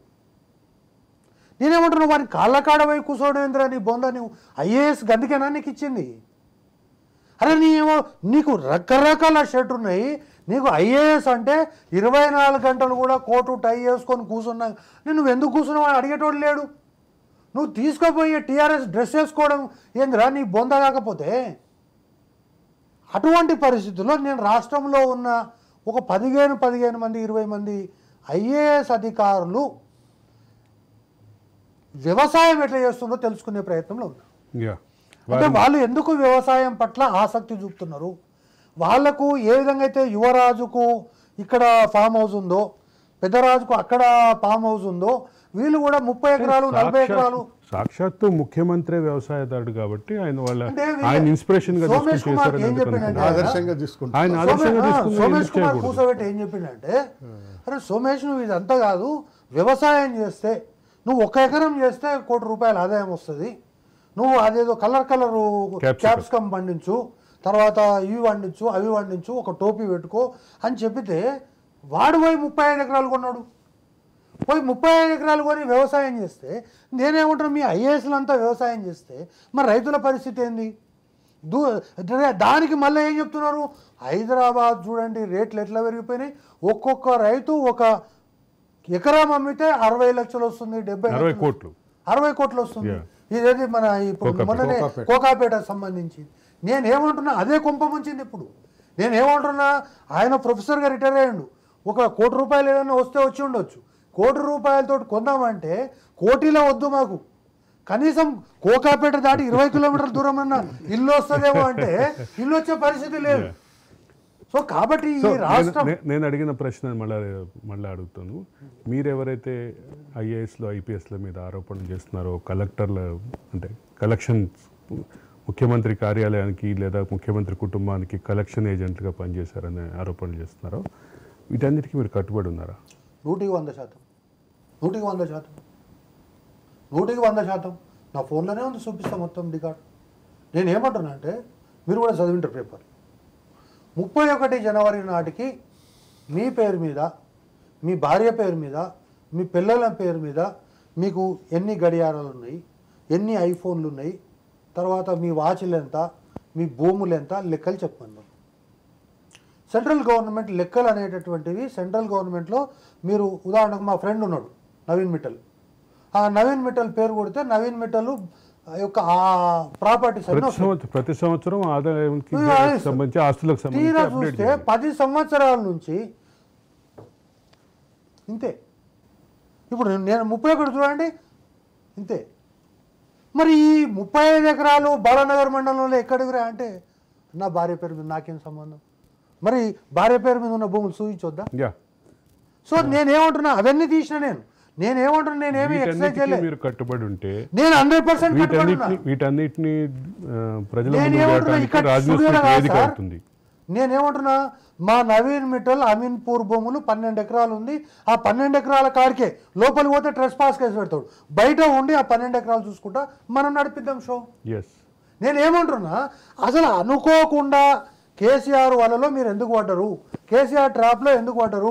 ఆయనకంటే వ్యవసాయం అనేది ఒక ఫ్యాషను, మీరెందుకు వ్యవసాయం చేయాలనుకుంటున్నారు? ఆ వ్యవసాయం వల్ల ఉపయోగం రాష్ట్ర ప్రజలకని తెలియాలి. కాబట్టి నేనేమంటున్నా, కాంగ్రెస్ 6 గ్యారెంటీలు ఇచ్చింది కదా, నేను ఏరో గ్యారెంటీగా ఖచ్చితంగా కాంగ్రెస్ పార్టీని ఏం కోరుతున్నా అంటే, ఈ రాష్ట్రంలో ఐఏఎస్ల పేరు మీద వాళ్ళు ప్రకటించినటువంటి భూములు ఏవైతే ఉన్నాయో అవన్నీ అక్వైర్ చేసి దళితులకు 3 ఎకరాల కింద పంచండి. ఇది ఎట్లా చూస్తారు వినాయక్ రెడ్డి గారు? మీ సుదీర్ఘకాలమైనటువంటి డిమాండ్ ఇది, దళితులకు 3 ఎకరాలు పంచాలి అనేది మీరు చాలా కాలం. ఆయన దళితులకి 3 ఎకరాలు అని అసెంబ్లీలో అనౌన్స్ చేసినప్పుడు, దీంట్లో పెట్టినప్పుడే చాలామంది ఈ ఇష్యూ రేజ్ చేశారు. అసలు ఇంత భూమి ఎన్ని కుటుంబాలు ఉన్నాయి? దాదాపు 18 లక్షల కుటుంబాలు ఉన్నాయి. 18 లక్షల కుటుంబాలకి ఆయా ప్రాంతాలలో భూములు ఉన్నాయిలే అంటే, ఆయన కేసీఆర్ చెప్పిన మాట ఏంటంటే, మనసుంటే మార్గం ఉంటుంది అని అన్నాడు. మనసుంటే మార్గం ఉంటుంది అన్నాడు. తర్వాత నాకు తెలిసి మేము దగాబడ్డ తెలంగాణ దళితులను కూడా వేసాం, మీరు కూడా చూశారు. అది దాంట్లో చూస్తే దాదాపు ఒక 16,000 ఎకరాలు, దాంట్లో 7-8 ఎకరాలు వ్యవసాయానికి పనికిరాని భూమి ఇచ్చాడు. దాని తర్వాత ఏంటంటే, ధరలు పెరిగిపోయినాయి, కొనిద్దామన్న ధరలు పెరిగిపోయినాయని చెప్పి దాన్ని అవాయిడ్ చేశాడు. దాని తర్వాత దళితులకి 10 లక్షలు అన్నాడు. 10 లక్షలు కూడా దేనికోసం అన్నాడు? హుజురాబాద్ బై ఎలక్షన్ల కోసం 10 లక్షలు అన్నాడు. దాని తర్వాత ఆ సంవత్సరం లోపల ఇచ్చిన తర్వాత నెక్స్ట్ ఫైనాన్షియల్ ఇయర్లో, ఆ తర్వాత నెక్స్ట్ ఫైనాన్షియల్లో ₹1 కూడా మళ్ళీ దళితులకు ఇచ్చింది లేదు. మళ్ళీ మునుగోడు ఎలక్షన్లో ఏమన్నాడు? గిరిజనులకు కూడా మేము 10 లక్షలు ఇస్తా అన్నాడు. యాక్చువల్గా ఈ ఎస్సీల కంటే కూడా ఆదివాసీలు చాలా దారుణంగా ఉన్నారు. వాళ్ళకేమైనా ముందు చేయాల్సి ఉండే.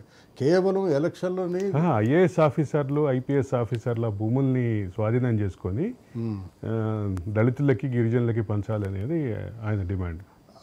అది ఇప్పుడు ఇంతకుముందు ఈ ప్రభుత్వం అంటే ఎలక్షన్ల ముందర దాని అంతకుముందు కూడా చాలామంది ఇప్పుడున్న మంత్రులు కానివ్వండి, కొంచెం సీనియర్ లీడర్స్ కూడా ఏది ఇప్పుడు కేసీఆర్ తిన్నదంతా కూడా కక్కిస్తామంటున్నారు.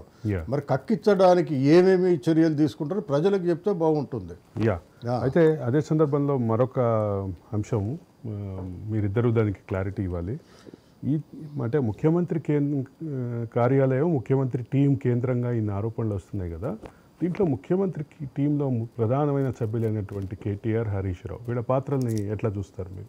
మీ ప్రధానమైన అంచనా ఏంటి? ఇప్పుడు నేను కేటీఆర్ గారు, హరీష్ రావు గారి గురించి ప్రత్యేకంగా చెప్పాలనుకుంటున్నాను. ఇప్పుడు నేనే సార్ ఏమన్నాడంటే బిల్లా రంగా అన్నాడు ముఖ్యమంత్రి గారు.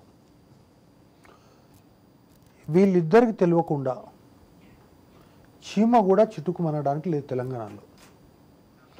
ఒక కానిస్టేబుల్ ట్రాన్స్ఫర్ కావాలంటే కూడా వీళ్ళిద్దరికి తెలియకుండా జరగదు. ఇప్పుడు ఉదాహరణకు మీరు ఇప్పుడు కలెక్టర్ పవర్ఫుల్లా, హోంమంత్రి పవర్ఫుల్లా మీ దృష్టిలో? అంటే స్టెఫెన్ రవీంద్ర పవర్ఫుల్లా, హోమ్ మినిస్టర్ పవర్ఫుల్లా? ఖచ్చితంగా స్టెఫెన్ రవీంద్ర పవర్ఫుల్, కొన్ని వందల రెట్లు పవర్ఫుల్. అదేవిధంగా ఎందుకంటే తెలంగాణ రాష్ట్రంలో హోంగార్డు హోంమంత్రిని ముఖ్యమంత్రి కార్యాలయంలోకి వెళ్లకుండా ఆపినటువంటి పరిస్థితి చూస్తాం. అటువంటి హోంమంత్రిని పవర్ఫుల్ ఏమంటున్నాండి, ఇక్కడ రెండు రకాల మంత్రులు ఉన్నారు. ఇప్పుడు రాజ్యాంగం ప్రకారం ఉండేటటువంటి మంత్రులందరూ కూడా ఈ బ్యాచ్. అంటే సారు ఛాయా బిస్కెట్ ఇస్తారు, స్టాంప్ వేసి రావాలి. నేను అనుకుంటా బహుశా ఆ ఎజెండా కూడా చదివే అవకాశం ఉంటుందా ఉండదా అది గాడ్ నోస్, ఎందుకంటే ఇట్ ఈస్ అ కాన్ఫిడెన్షియల్. కానీ అసలు మంత్రులు ఎవరైతే ఉంటారో, అంటే రాజు మంత్రి, ఇప్పుడు సోమేష్ కుమారు, తర్వాత రజత్ కుమారు, తర్వాత మా దోస్తు నవీన్ మిట్టలు, వీళ్ళంతా అసలైన మంత్రులు. సో వీళ్ళ మంత్రులు తర్వాత ఇప్పుడు మీరు చెప్పిన స్టెఫెన్ రవీంద్ర, లేకపోతే ఇంకోటి Burra Venkatesham for example home secretary, ఆయన పవర్ఫుల్లా స్టెఫెన్ రవీంద్ర పవర్ఫుల్? అంటే స్టెఫెన్ రవీంద్రనే పవర్ఫుల్. వెపన్ ఎవరి చేతిలో ఉంటుందో వాడు పవర్ఫుల్. కాబట్టి ఆ యొక్క పవర్ఫుల్ అనేటువంటి పోస్టులలో ఈ 1,00,000 కోట్ల క్లబ్లో దాదాపు ఈ 10,000 మంది ఐఏఎస్ అధికారులు, తర్వాత వాళ్ళ కుటుంబ సభ్యులు, వీళ్ళు అసలు ఘోరమైనటువంటి సిచ్యువేషన్ అండి. నేను అందుకే మళ్ళొకసారి నా వ్యాఖ్యలకు కట్టుబడి ఉన్నా. 2014లో తెలంగాణ రాగానే మీరు అందరు కలిసి పోయి బందిపోట్లకు అప్పచెప్తే కూడా ఈరోజు తెలంగాణ ఇంత దోపిడీకి గురై ఉండేది కాదు. కానీ నా ప్రధానమైనటువంటి ప్రశ్న, కేటీఆర్, హరీష్ రావు వీళ్ళ పాత్రలు ఏంటి ఈ మొత్తం దీంట్లో? ఈ ఆరోపణల్లో వాళ్ళ మీద కూడా ఆరోపణలు ఉన్నాయి. మీ అంచనా ప్రకారం, మీ అభిప్రాయం ప్రకారం ఒక విషయం చెప్తా మీకు. నైజాం ప్రభువుకు కొన్ని వందల బిల్డింగ్లు ఉన్నాయి. గొర్రెలు కట్టేయడానికి ఒకటి, గుర్రాలు కట్టేయడానికి ఒకటి. ఇప్పుడు అవన్నీ హాస్పిటల్స్ అని, తర్వాత కింగ్ కోటి ప్యాలెస్ అని, ఇంకోటి అని. గుర్రాలు కట్టేయడానికి ఉంది, తర్వాత మన ఎమ్మెల్యే క్వార్టర్స్కి ఇచ్చారు. ఇవన్నీ ఉన్నాయి. నిజాము రాజుకు ఎన్ని ఆస్తులైతే ఉన్నాయో, ఈరోజు కాదు, ఆ రోజు ఎప్పుడైతే తెలంగాణ అనేటటువంటిది కేంద్రంలో నిజాం రాజు పోలీస్ యాక్షన్ తర్వాత నిజాం రాజుకు ఎన్ని ఆస్తులు ఉన్నాయో ఈ కుటుంబానికి దానికి మించి 2 అంకెల ఆస్తులు ఉన్నాయి. ఇది వాస్తవం. నిజాం రాజు యొక్క ఆస్తులన్నీ ఈ కొత్త రాజుకు చేరినాయి. సో 9.5 సంవత్సరాలు వాళ్ళే మంత్రులు, వాళ్ళే రాజులు, వాళ్ళే ఇంజనీర్లు. సార్ ఇంతకుముందు పేరు చెప్పిండు, ఏదో చీఫ్ ఇంజనీర్, ఏం పేరన్నా? మురళీధరరావు. మురళీధరరావు 3 సార్లు పోయింటాడా కాళేశ్వరం కాడికి? డౌటే నాకైతే. ఏముంటుందండి ఆయనకు? ఫైళ్ళ మీద సంతకం పెట్టిండు కానీ కాళేశ్వరం ఎక్కడ ఉంటుందో లేదో నేను కూడా మొన్న మంత్రులు బలవంతంగా తాళ్ళు కట్టి లాక్కపోతే ఆడికి పోయింటాడు తప్ప నాకు తెలిసి 2-3 సార్లు మేడం పేరేంటి స్మితా సబర్వాల్ గారు ఆ హెలికాప్టర్ వేసుకొని పోయింది. కానీ ఈయన ముఖానికి హెలికాప్టర్లు కాదు కదా, జీప్ ఎక్కో ట్రాక్టర్ ఎక్కో కూడా పోయిన సందర్భం నాకు కనిపించలే. కాబట్టి ఇటువంటి వాళ్ళు అంతా ఏంటంటే పేపర్ మీద పనిచేసిండ్రు. కాబట్టి ఇవి నిత్యాకత్య ఇప్పుడు ఈ మురళీధరరావు అనేటోంది వాడిని నెత్త్యా వాని కత్యా వాని నెత్తిలో ఏముందని. వినాయక్ రెడ్డి గారు, అంటే కేటీఆర్ కుటుంబం చుట్టూ వివాదాలు తిరుగుతున్న నేపథ్యంలో కేటీఆర్ కుటుంబంలో ప్రధాన సభ్యులైనటువంటి మంత్రులైనటువంటి వాళ్ళిద్దరు, కేసీఆర్ కుటుంబంలో ప్రధాన సభ్యులు అండ్ మంత్రులైనటువంటి హరీష్ రావు, కేటీఆర్, వీళ్ళిద్దరి మీద ఏ రకమైనటువంటి అభిప్రాయం ఉంది ఈ వివాదాల చుట్టూ వాళ్ళు ఉండటం విషయం మీద? మీ అభిప్రాయం ఏంటి? వాళ్ళ పాత్ర 100% ఉందండి. ఈ కేటీఆర్, కేసీఆర్, కవిత, సంతోష్ అండ్ వీళ్ళందరూ కూర్చొని రేపు ఏం చేయాలి అనేది స్పష్టంగా వారానికో 10 రోజులకోసారి కూర్చొని ఒక్కొక్కరు సెక్టర్స్ వైజ్గా పంచుకొని వేయలేరు. ఏది మున్సిపాలిటీలు ఎవరు చూసుకోవాలి, సినిమాని ఎవరు చూసుకోవాలి, డ్రగ్స్ సప్లై చేసే వాళ్ళని ఎవరు చూసుకోవాలి, లిక్కర్ ఎవరు చూసుకోవాలి, కార్పొరేట్ కాలేజెస్ ఎవరు చూసుకోవాలి. మీరు ఒక ఎగ్జాంపుల్ చెప్తాను. తెలంగాణ రాకముందు 2014 కంటే ముందు కార్పొరేట్ కాలేజెస్ అన్నీ కూడా హైదరాబాద్ మాత్రమే ఉండేది. తెలంగాణ వచ్చిన తర్వాత చిన్న చిన్న పట్టణాలకు కూడా ఈ కార్పొరేట్ కాలేజెస్ పోయినాయి. ఎక్కడ పోయినాయండి అంటే ఒక సెక్టర్. అంటే వీళ్ళు ఏంటంటే ఇప్పుడు ఒకే వ్యక్తి అన్ని వ్యవహారాలు చూడలేడు కాబట్టి ఆ కుటుంబం కూర్చొని ఎవరు దేన్ని పంచుకోవాలి, సినిమా బాధ్యతలు పంచుకున్నారు. తెలంగాణ రాష్ట్రం ఏర్పాటైన తర్వాత 2014 నుంచి ప్రధానమైనటువంటి పదవుల్లో, ప్రధానమైనటువంటి అధికారిక బాధ్యతల్లో ఒకే స్థానంలో ఉన్నటువంటి పలువురు అధికారుల చుట్టూ వివాదాలు జరుగుతున్నాయి. దీనికి ఒక ముందడుగుగా మనం చూడాల్సింది ఈరోజు బాలకృష్ణ అనేటటువంటి హెచ్ఎండిఏ డైరెక్టర్, పాత హెచ్ఎండిఏ డైరెక్టర్ అండ్ రెరా సెక్రటరీగా ఉన్నటువంటి బాలకృష్ణ మీద జరిగినటువంటి ఏసీబీ దాడులు, ఆ సందర్భంగా వచ్చినటువంటి రికవరీ చేసినటువంటి ఆస్తులు, వీటన్నిటి చుట్టూ వివాదం తీస్తుంటే ఇదొక భారీ విస్ఫోటనంగా కనిపిస్తోంది. మరో భారీ విస్ఫోటనం త్వరలోనే ఉందనిపిస్తోంది. వరుస విస్ఫోటనాలు కూడా సాధ్యమవుతుందని చెప్పి మన వినాయక్ రెడ్డి గారు కానీ మధుసూదన్ రెడ్డి గారు కానీ చెప్తున్నారు. ఈ రకమైనటువంటి పరిస్థితులకి కారణం అదే సందర్భంలో వీటి మొత్తానికి కేంద్రంగా మరికొంతమంది పోలీసు అధికారులు, ముఖ్యంగా స్టీఫెన్ రవీంద్ర అనేటటువంటి ఐజీ, అదే సందర్భంలో మరికొంతమంది పోలీసు అధికారులు, మరొక దేవేందర్ రెడ్డి అనేటటువంటి ఒక మున్సిపల్ శాఖకు సంబంధించినటువంటి చీఫ్ ప్లానర్, ఇటువంటి వాళ్ళ చుట్టూ వివాదం తిరుగుతోంది. ఈ వివాదం ఇంతగా తిరిగే క్రమంలో ప్రధానమైన అంశాలు చర్చలోకి వస్తుంది. అవి మరొక దశ తీసుకుంటే ఆ దశలో మాత్రం ముఖ్యమంత్రి కుటుంబం చుట్టూనే వివాదాలు ఆగే పరిస్థితి కనిపిస్తోంది. ఇక్కడ మొదలైన వివాదాలు, ఇక్కడ మొదలైనటువంటి ఈ విస్తృత చర్చలు ఆ దశ దాకా వెళ్ళేటటువంటి పరిస్థితి క్లియర్గా కనిపిస్తోంది. ఇది అదే సందర్భంలో ఎన్నికల్లో వినాయక్ రెడ్డి గారు లాంటి మేధావులు తెలంగాణ సమాజంలో విస్తృతంగా ప్రచారం చేసినటువంటి అంశంలో ఇదొకటి. ఇది తెలంగాణ సమాజంలో విస్తృత ప్రచారం జరగటం మూలంగా, బాధితులు విస్తృతమైనటువంటి ప్రచారం చేసిన మూలంగా తెలంగాణలో ఈ పార్టీ ఓటమికి ఒక ప్రధాన కారణంగా భావించాలి. ధన్యవాదాలు మధుసూదన్ రెడ్డి గారు, ధన్యవాదాలు వినాయక్ రెడ్డి గారు. థ్యాంక్ యూ శ్రవణ్ గారు. మీరు రేరాకి సంబంధించిన మీ అభిప్రాయాలు చాలా క్లియర్గా చెప్పినందుకు. ఇది ఒక ఓటమి 100 తప్పుల్లో 31వ episode. Stay tune to Raj news.